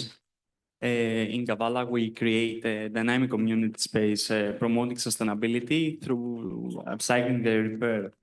We have a fully equipment makerspace where citizens can restore, refurbish, and craft furniture under expert guidelines. And also can serve as a hub for seminars, networking, and events learning about circular economy practices. But better have a look. Let's have a look through this video. What took place in previous week? It will be really enjoying. Yeah. Thank you.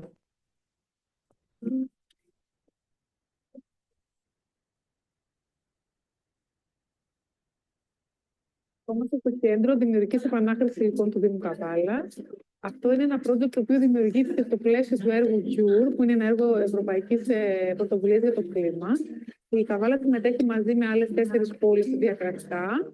Και στη συγκεκριμένη ημέρα έχουμε ένα ανοιχτό εργαστήριο για παιδιά, στο οποίο τα παιδιά θα κληθούν να επαναχρησιμοποιήσουν και να επισκευάσουν ένα έργο που έχουν στο χώρο τους. Με αυτόν τον τρόπο εμφυσούμε στα παιδιά την αίσθηση της επανάχρησης και της ανακύκλωσης επίπεδου.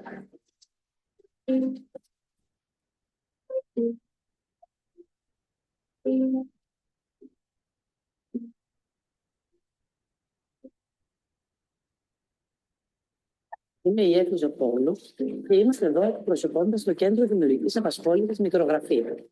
Στα πλαίσια της ενότητάς μας Οικολογικό Αποτύπωμα, ανταποκριθήκαμε στο κάλεσμα του Δήμου Καβάλας για να συμμετάσχουμε σε ένα ευρωπαϊκό πρόγραμμα που στόχο έχει το να μάθουν τα παιδιά την ανακύκλωση επίπεδου. Είμαστε λοιπόν εδώ με μία προσωπική να τη μεταποιήσουμε με τη βοήθεια των παιδιών.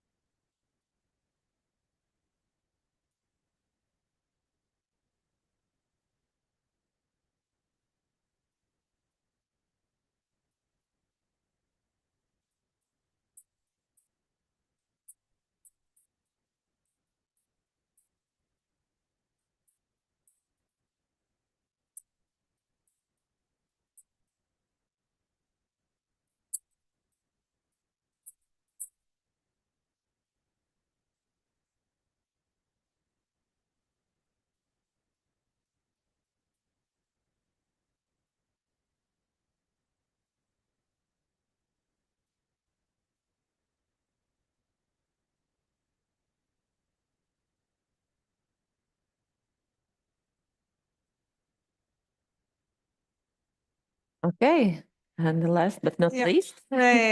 So the pilot in Barcelona, because we're not the municipality, was done at our design school in Elizaba, Design and Engineering School. So it basically is a storage of used materials at the school that students have access to freely. So they can take materials, but they also are expected to participate in living materials and keep slight order. And we have an online catalog that is updated weekly by the intern that works for the material depot. So, yeah.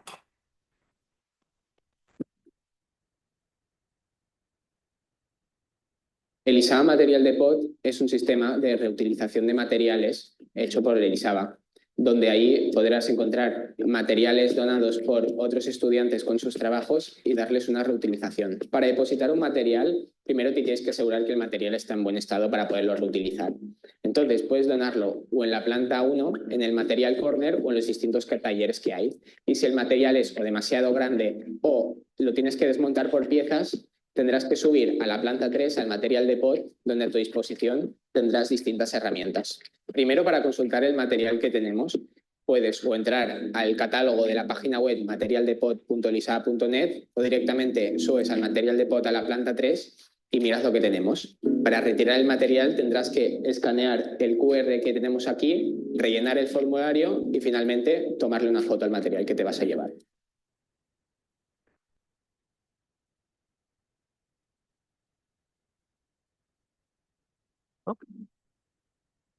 again. Okay, that was a brief introduction, and maybe city representatives and, and Isabel from Elisava, maybe you can explain what's happening now. Those recent centers were established like in the end of the last year or early this year, but what's happening now? Is it working? Has changed there anything? Well, in Tartu it's working as intended. People are bringing their materials. Sometimes they think they're bringing waste, and the operators can tell them that, hey, you can send it to the reuse room instead, or the bigger hall that we have. So therefore, the citizen can be also pleasantly surprised that they don't have to pay any fees if they're going to donate reusable items. So we have pretty good numbers, and we are going to see the KPIs later, but so far so good. Okay. Yeah, I can, in Elisava, it's also been very happily accepted by the students, and there's been a lot of material movement. We've also gotten a lot of material donations from outside. We've gotten a couple of companies that have actually donated materials. What kind of materials? One was a design studio that had to change offices, so that there was different materials, technical textiles, samples of textiles, and then different structures. And then we got some material from a company that does lamps, and they're different prototyping. So it was electronics that were in good conditions, but they were not using for other purposes. So because it was part of their prototyping and product development. And how did these companies get to know the initiative? They got in contact because they wanted to see if they could donate materials to the university, and that's how they got my contact. And then we proposed that they could also do a workshop where they show how they use the materials and kind of showcase their company a little bit, and that's gonna Did happen. they do it? That's gonna happen in April. And who will be the target audience? Students or students. It'll be mainly internal. Yeah. Okay. So you started off with design students, but now it's also for engineering students. Well, it's been both for design and engineering, because the school, we have 2 degrees. One, it's industrial design engineering, and the other is design innovation and innovation. So it's for all students and all teachers as well. And some of the teachers have contacts to companies, and that they're also very positive about this. And several teachers have already taken it into their courses as a request that their prototypes are made from the materials that are in the depot. And I think what is most interesting for this case that is not like general public is that I hope that we're basically influencing the future creatives and people that will be in the industry, that they need to look into secondhand materials. And I think that's the special thing that it has in being at a university. And then another student, an Erasmus student, liked the project so much that he decided to do his thesis on this, trying to implement it in his home university. So he interviewed me and like how to proceed and what to do, how replicating the idea in another university. Yeah. In Spain? No, in Belgium, I believe. I don't remember. Great. Yes. Yeah. What about you? In Kavala? Nowadays, we're preparing for the full operation of our URC. The platform is live. Already the users are registering and exchanging items. We're trying to ensure some workshops in the next days in order to ensure smooth implementation. Also nowadays, some open events and workshops are taking place for the public. And finally, towards the end of the month, we are preparing a presentation to some departments of Democritus University of Thrace in order to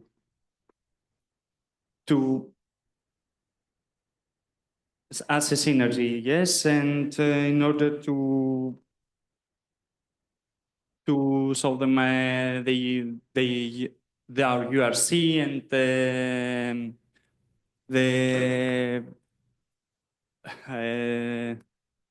the operation of the URC and the exchanging of the platform. Mhm. Super. Thank you. And now the interesting part, what are the results? We have gathered some statistics. We tried to collect some numbers and follow key performance indicators. And what we learned from our study visits to other URCs that they are struggling actually with this. What to count, which numbers are important, and which is too much of a burden on a daily life. So we started off with these key performance indicators. They are different in each city because our centers are different. But during the first months of operation, we have gathered, I think, quite good numbers. Maybe you can comment on this. I can start with Tartu. With Tartu. Yeah, we haven't had the opportunity to make like a full-scale communication about the center. We are waiting for some permits, but I guess we will have to embrace ourselves that if we do it, then we're gonna be flooded. Yes, we together with the operator, we have put this kind of baseline for us that 500 kilograms of reused construction demolition waste per month would be like this goal for us, and 12 cubic meters of furniture. Right now, the numbers are already really good. We opened the hall like late in February. So for the first month, let's say, it's pretty good, especially if we haven't done any big communications like a city press release right now. But the operators are getting the hang of it, how to sort more, or what is good to not say divide, but what goes where. And like I said, we are on track, and that's great. 300 kilograms, it's collected or reused? Reused. Yeah. So it came in and went out. Yes, exactly. Perfect. So in the video, you also saw that the hall was quite empty.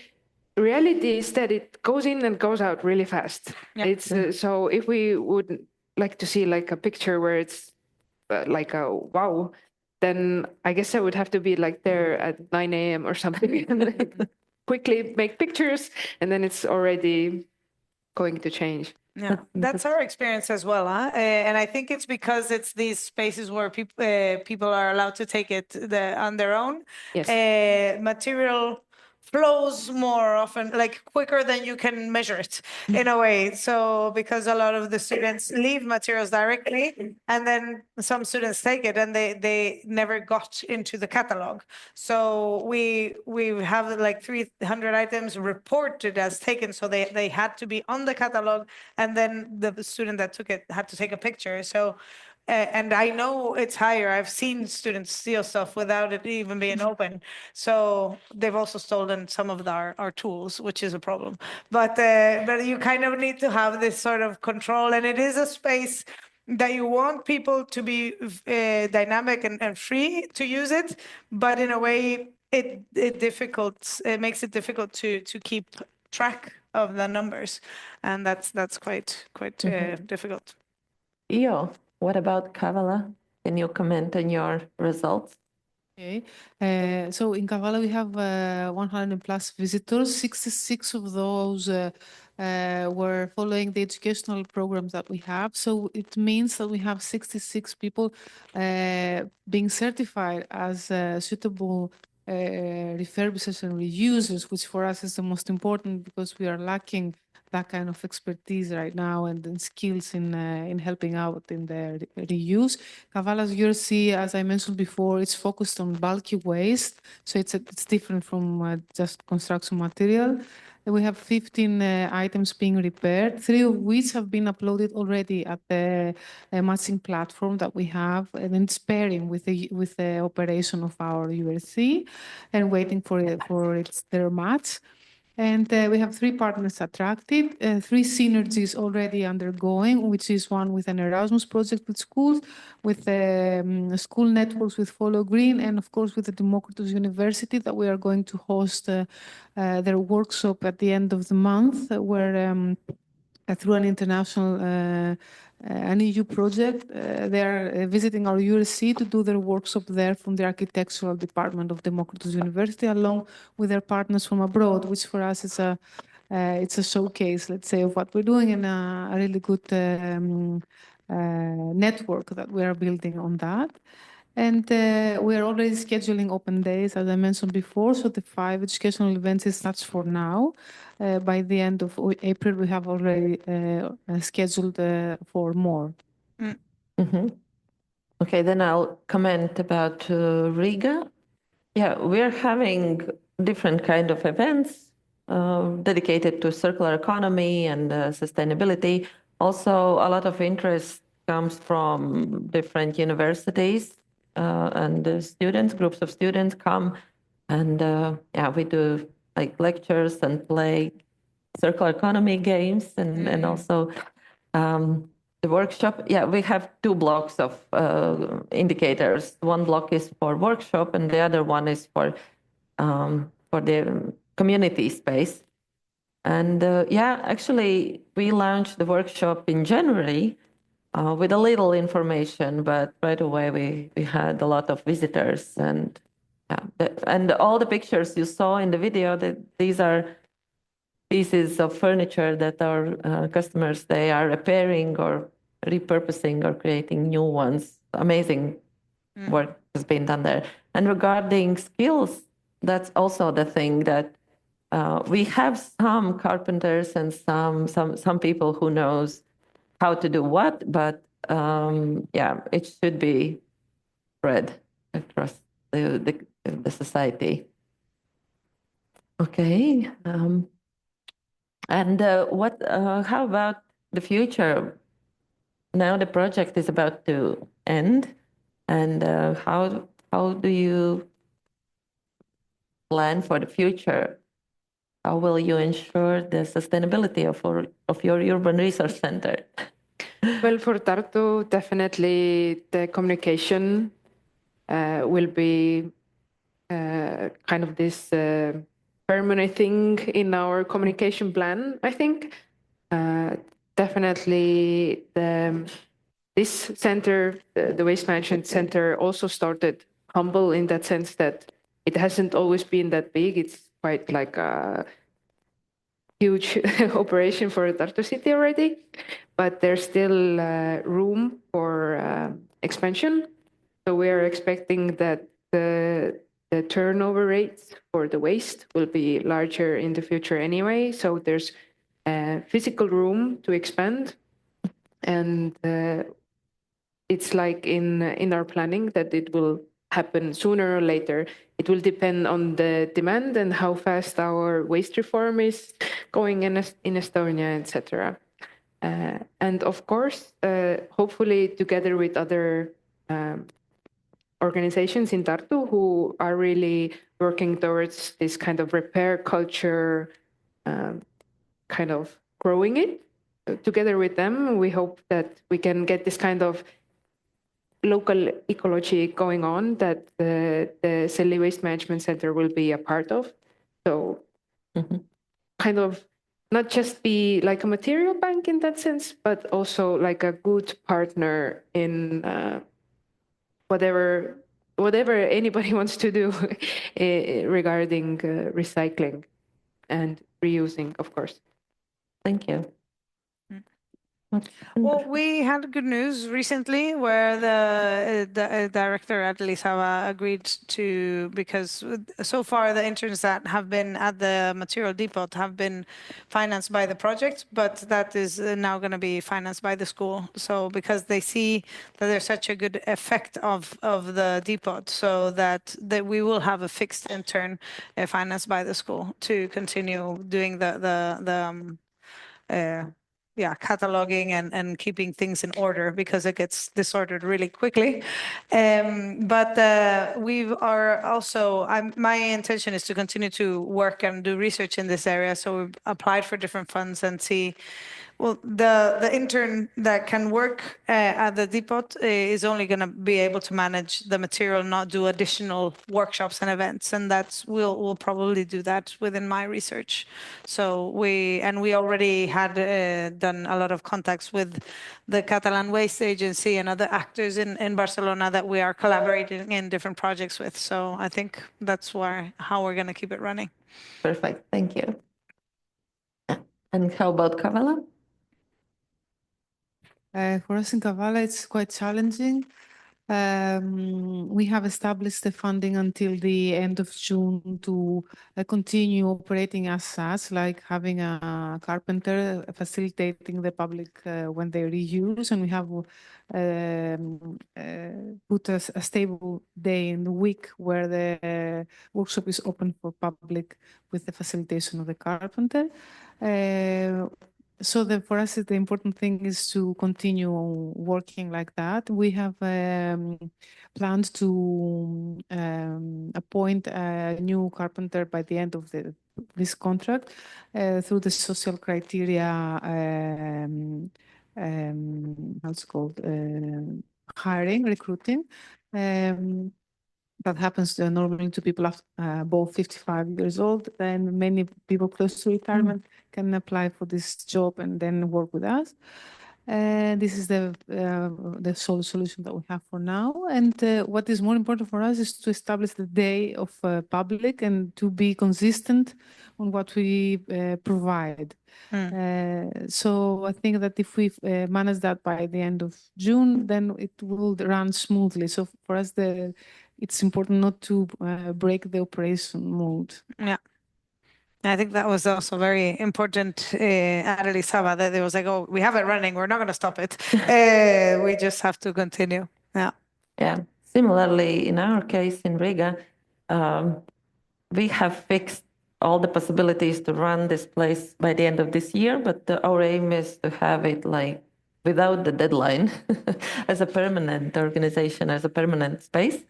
But elections is far ahead of us, so let's see how it goes. But we have to prove ourselves with our results that it is needed. And always when we talk with anyone, they always say, yeah, it's needed, and residents really appreciate that. So I hope that there will be no problems to continue this. But yeah. Okay, this was about our urban resource centers. We'll pass this on. No, I think you can. Yes, we can do it. Sorry, a little bit. We have to reorganize ourselves. If you have any questions about our urban resource centers or other urban resource centers we visited or anything else we discussed, put your questions in the chat and we will try to respond on that. But we will move on with political recommendations that was prepared, and Christina will introduce you. Thank you, Eva. Hi from me too. Today, together, we will explore some data-driven insights using electric method in order to evaluate policy scenarios, and maybe we can discuss more tailored recommendations for the cities of Tartu, Riga, Barcelona, and Kavala. This approach, we choose to use this approach in order to provide more tailored policy recommendations, in order to evaluate alternative policy scenarios based on key criteria that might affect those policies, such as economic feasibility, environmental impact, technological feasibility, and of course, social acceptance. So our goal mainly was to determine which policy interventions or recommendation, if you like, would be the most effective for different countries in the national level and in the local level, in the city level, providing a foundation for decision making, maybe in the future. So I will begin with a few words how we structure it. In the beginning, we identify some basic, let's say, gaps in between all cities and countries. I think that it will be, I skip this part because I want to be short. So we identify the gaps, and based on those gaps, we developed 4 alternative scenarios. Basically, the first scenario was business as usual, minimal changes to existing policies. The second one was incremental improvements, gradual policy enhancements. The third one was aggressive circular economy push, comprehensive reforms and strong regulatory interventions, while the last one, the fourth one, was the sector-specific reforms, which needs to identify and target specific intervention for key waste-producing sectors. In order to evaluate all those 4 scenarios, we create 4 criteria: economic factors, the investment costs, the profitability, the financial incentives for the stakeholders, in order to see how each scenario will impact based on the criteria, the social acceptance, of course, the public awareness, stakeholder engagement and job creation, the environmental impact, the circular material use, the waste reduction, and whether those interventions or recommendations will actually decrease the pollution and things like that. And the technical feasibility, whether we have the capacity to actually implement what will be proposed or the innovation potential. So this is more or less what was happening. And we asked specific person, experts, and of course people from all the municipalities to evaluate each scenario based on the criteria. And what we actually have on a country level is that for Estonia, P2 scenario incremental improvements was best in the country level, and for Spain was a sector-specific reforms, but for Latvia and Greece, P3 aggressive circular economy will be more likely, or the experts evaluate that it will be the best to be implemented. So the key policy action in each of those scenarios are like this. For example, for P2 it can be improve selective demolition guidelines, or in P3 can be develop more C&DW regulations or increase landfill taxes. But in the municipality level, for Tartu and Riga, P3 scenario aggressive circular economy push was ranked higher. Those are the prevalent ones. But for Barcelona and Kavala, P4 was the prevalent ones. So we tried to make some recommendation and create some, let's say, a room for discussion with policymakers, with discuss more with along the municipality or with other stakeholders, whether some of those key policy action can be done. Of course, in all of them, URCs are there, with different, maybe, let's say, level of implementation, things like that. But for example, we provide, or we create together for that to provide subsidized for circular economy innovation, introduce mandatory training programs. For Barcelona, it could be that they implement scaled landfill and the incineration taxes against investment in URCs. For Riga, can be again increase landfill and incineration taxes or enhance circular material use and rates.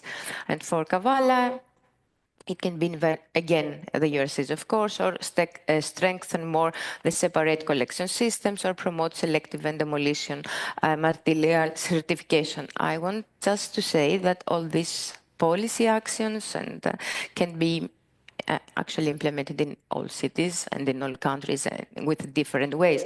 We just make here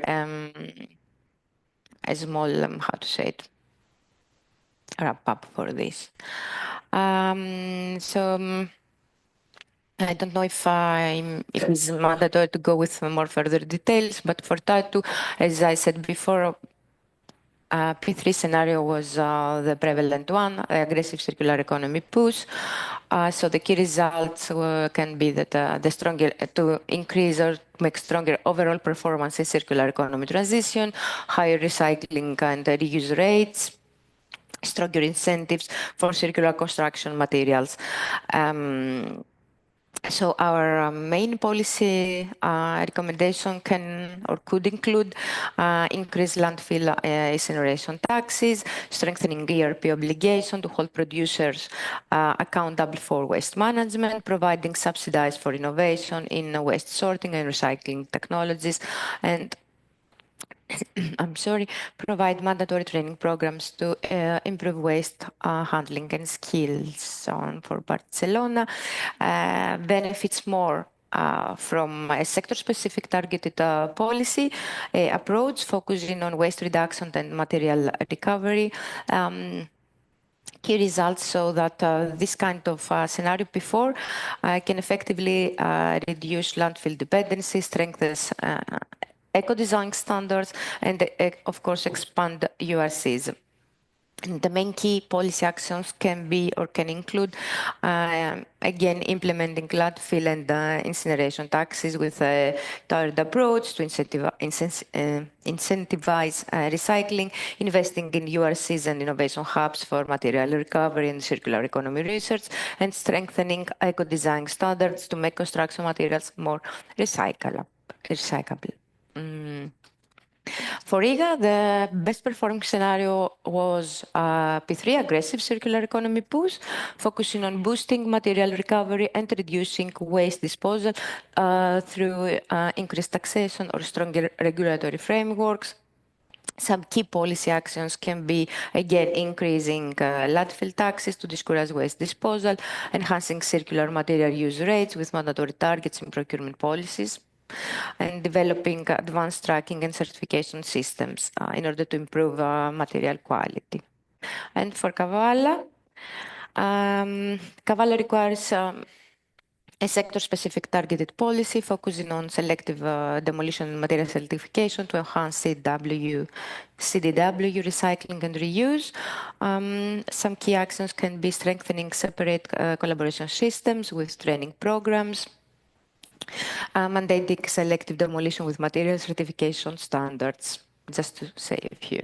So to summarize, our recommendations are structured in four main policy pillars crucial for advancing circular economy practices in CWD, and can be even regulatory, like strengthen C&DW legislation and enforcement to standardize waste collection and recovery, or capacity building and public engagement, or economic and financial instruments, or infrastructure and digitalization. For example, develop a digital building material passport to improve tracking and reuse.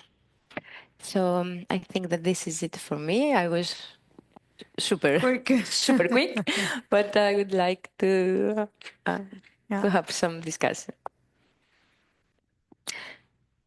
And now I have to ask. Yeah, you have to ask. How do you see the future development of C&DW management in your city? And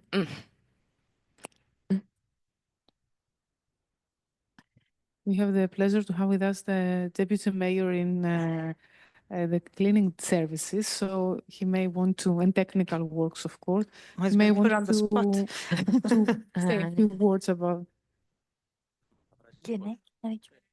Deputy Mayor in cleaning services. Oh.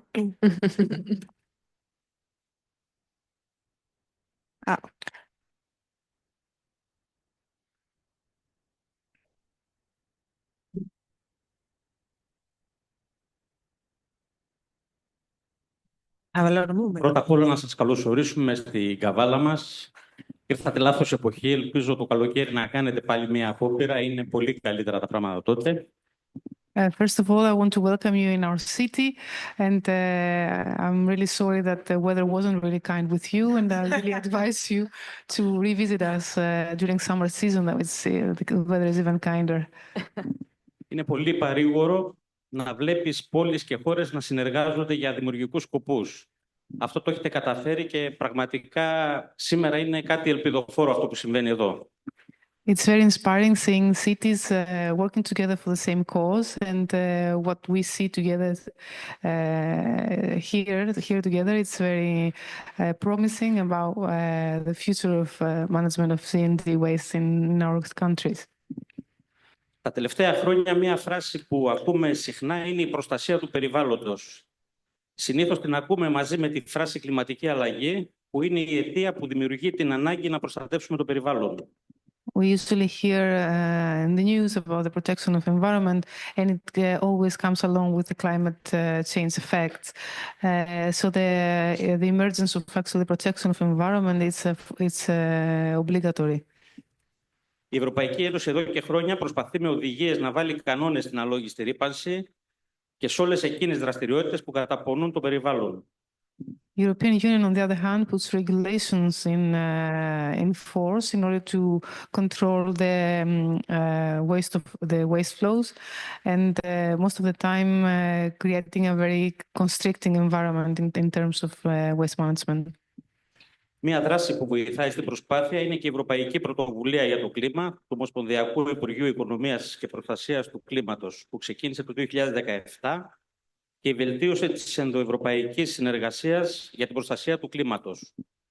One of the very interesting initiatives is one taken by the Federal Ministry of Economy and Protection of the Climate, which began in 2017 and has as a purpose to improve the inner European cooperation in the protection of climate. Όλοι γνωρίζουμε πως στόχος της Ευρωπαϊκής Ένωσης είναι να γίνει κλιματικά ουδέτερη έως το 2050 και να μειώσει τις εκπομπές αερίων του θερμοκηπίου κατά τουλάχιστον 55% έως το 2030 σε σύγκριση με το 1990. We all know that the target for EU is to become climate neutral by the 2050 and diminish the CO2 emissions at least at 55% until 2030 in comparison to the 90. Οι χώρες του Βορρά μάλλον θα φτάσουν σε αυτό το στόχο γρηγορότερα από τις χώρες του Νότου, και αυτό γιατί έχουν καλύτερες πηγές πράσινης ενέργειας, χωρίς αυτό να σημαίνει όμως πως και εμείς δεν προσπαθούμε πολύ. As it seems, even from today, the northern countries seems to be closer to the target, and they seem to reach earlier than the rest of the countries their goal, because they have better sources of green energy, without this meaning that we don't do enough effort. Ειδικά όσο αφορά εμάς, η προσπάθεια απολιγνητοποίησης που κάνουμε είναι ένα τεράστιο βήμα για να μας φέρει ταχύτερα στο στόχο μας. Ήδη είμαστε πολύ μπροστά από τους στόχους μας σε ό,τι έχει σχέση με την εγκατάσταση ανανεώσιμων πηγών ενέργειας και με τη μείωση εκπομπών ρήπων του διοξιδίου του άνθρακα. When it comes to Greece, we are doing a substantial effort to make a huge leap in order to bring us closer to our target. We're already very much ahead of our goals in what it has to do with the use of renewable energy resources and the diminishing of CO2 emissions. Τα έργα της Ευρωπαϊκής Πρωτοβουλίας για το Κλίμα ενισχύουν τις τεχνολογικές εξελίξεις, τον διάλογο σε πολιτικό επίπεδο, αλλά και την κλιματική εκπαίδευση για παιδιά και νέους. Με την πάροδο των ετών, η Ευρωπαϊκή Πρωτοβουλία έχει δημιουργήσει ένα αξιόπιστο δίκτυο δομών και δράσεων προστασίας του κλίματος σε επίπεδο κράτους, δήμου, κοινωνίας, των πολιτών και εκπαιδευτικής πολιτικής. The European initiatives for climate, the EU program that we are implementing right now, has indeed supported a lot the technological innovation thematic, as well as the dialogue among in political level regarding the climate change and the education to children and young and youth. Over the years, the European initiative has created a very trustworthy network of institutions and actions for the protection of the climate in state level, in municipal level, as well as the community level, and towards the educational policy. Ένα σημαντικό μέρος της δουλειάς της δράσης αφορά την Ακαδημία της Ευρωπαϊκής Πρωτοβουλίας. Με το πρόγραμμά της ενισχύει τη συνεργασία και τη μεταφορά τεχνογνωσίας μεταξύ των έργων και κατά συνέπεια την προστασία του κλίματος σε χώρες στόχους. Πολλές από τις εκδηλώσεις και τις μορφές μάθησης, είτε διαδικτυακά είτε πρόσωπο με πρόσωπο, απευθύνονται επίσης σε άτομα από όλη την Ευρώπη που ενδιαφέρονται για την προστασία του κλίματος και θέλουν να εμπλακούν. A very important part of our action has to do with the Academy of European Initiative, which is a program that reinforces the cooperation between the cooperation and the knowledge transfer among projects, and as a result of that, the protection of the climate at the target areas. Many of the events and the type of knowledge and the way we transfer the knowledge, actually, either through internet or through face-to-face contacts, are addressed to people from all over Europe with interest in the protection of climate and that they want really to be engaged. Σε όλο αυτό το πλαίσιο εντάχθηκε και η συγκεκριμένη δράση που έτρεξε εδώ σε εμάς. Η αξιοποίηση και η ανάδειξη ενός αντικειμένου που σε κάποιον μπορεί να φανεί χρήσιμο και έτσι να μην καταστραφεί, με ό,τι μικρές ή μεγάλες συνέπειες έχει αυτό για το περιβάλλον. In this context that I have already elaborated before, for us lies the EUKI Cure Plus project, which was a very concrete action which were targeting on exploiting and raising awareness and reusing of an item which for someone could be a waste, but for someone else could be very valuable. And instead of getting it destroyed or dumped, with very small interventions, we could actually make it reused. And this is an immense difference for our environment.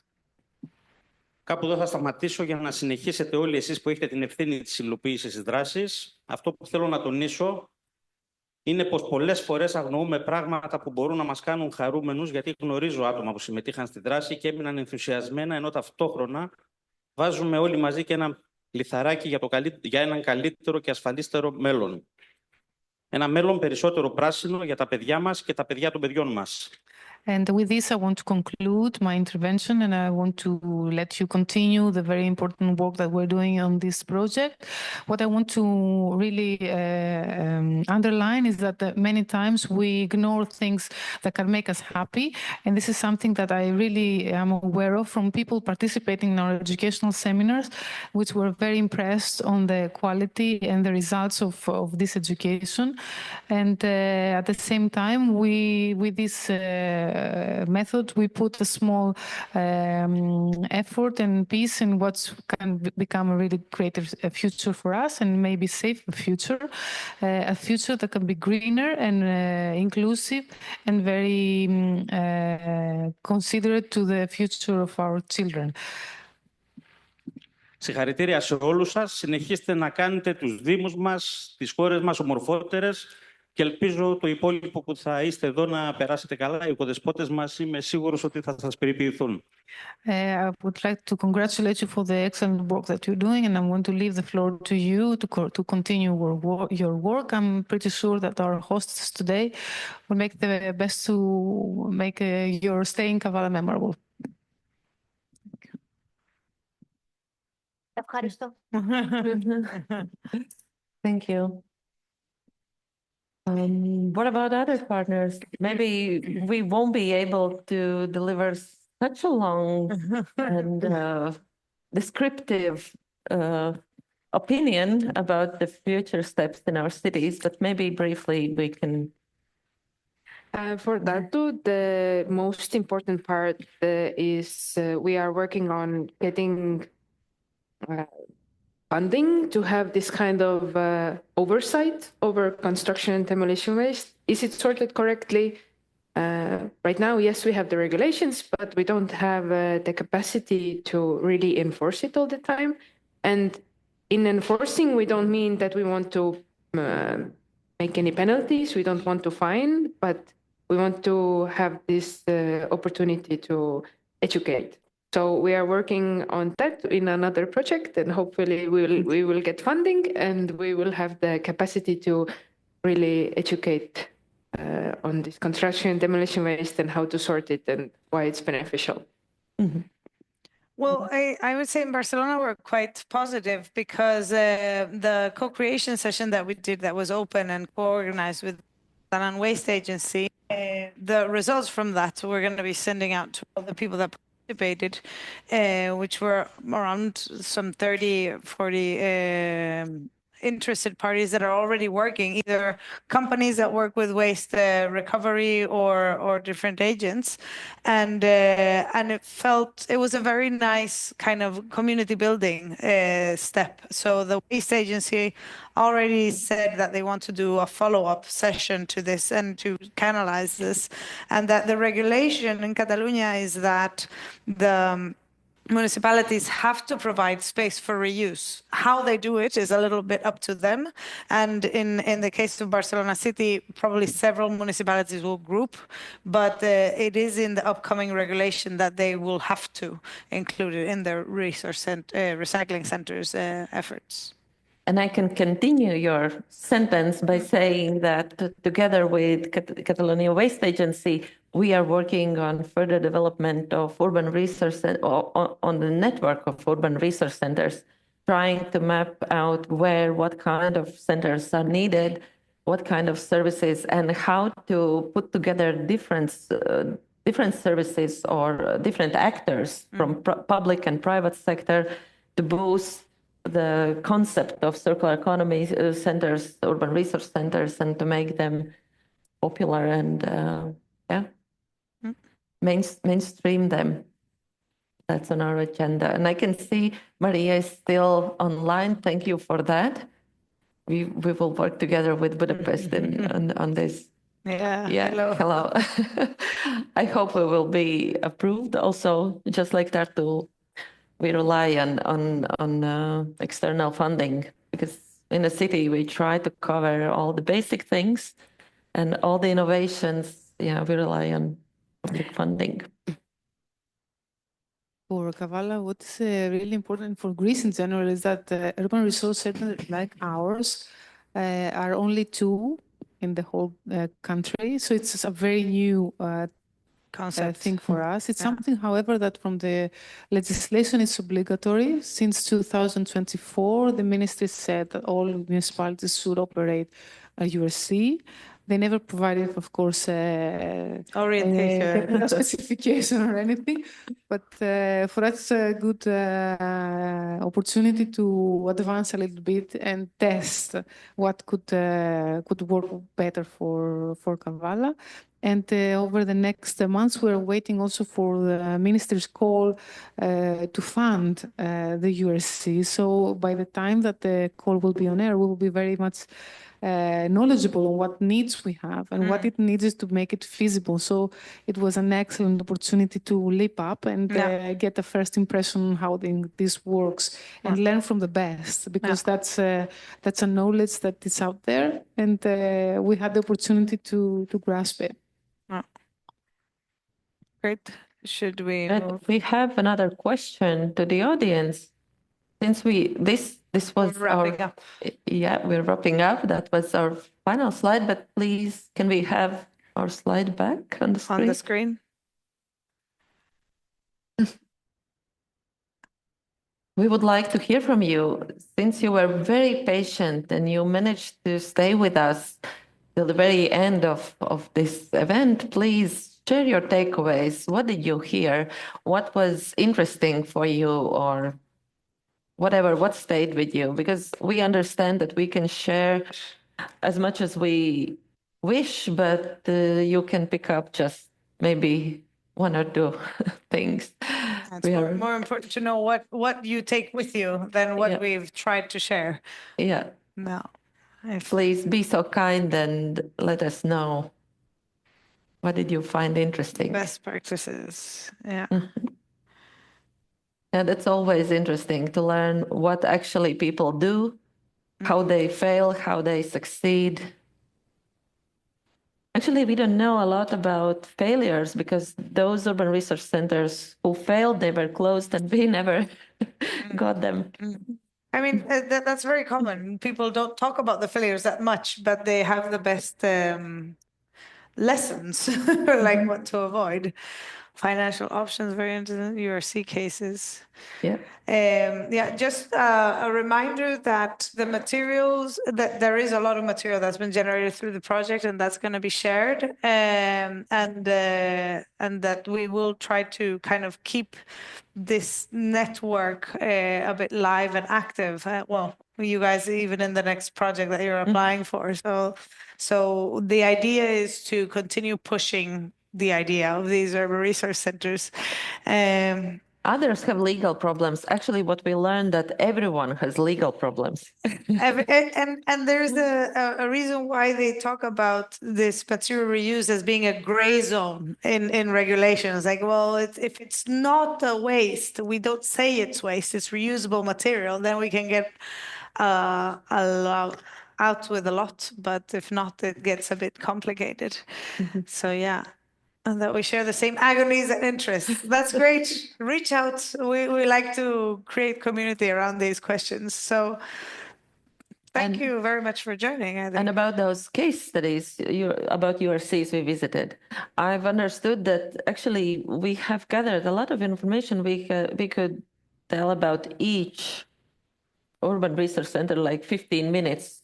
Oh, yeah, it's too much information. Yeah, it's a lot of information. So if there are interested from Latvian partners, maybe you can reach out to me and we can organize in-person meeting and we can talk through those cases.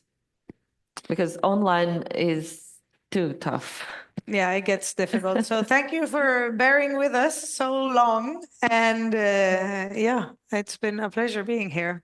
Thank you so much. And let's keep it. And if you haven't registered, please find the registration link so we can send you all the materials. Thank you. Goodbye. Thank you. Bye, Maria. Bye, Larissa. Yeah. Thank you all. This is it? Yep. That's what we were missing. Yes, of course. Yeah, do you have other representatives that would like to discuss political recommendations or to have any discussion here on spot? No. Ah. Yeah. Yeah. Okay, I think we're done.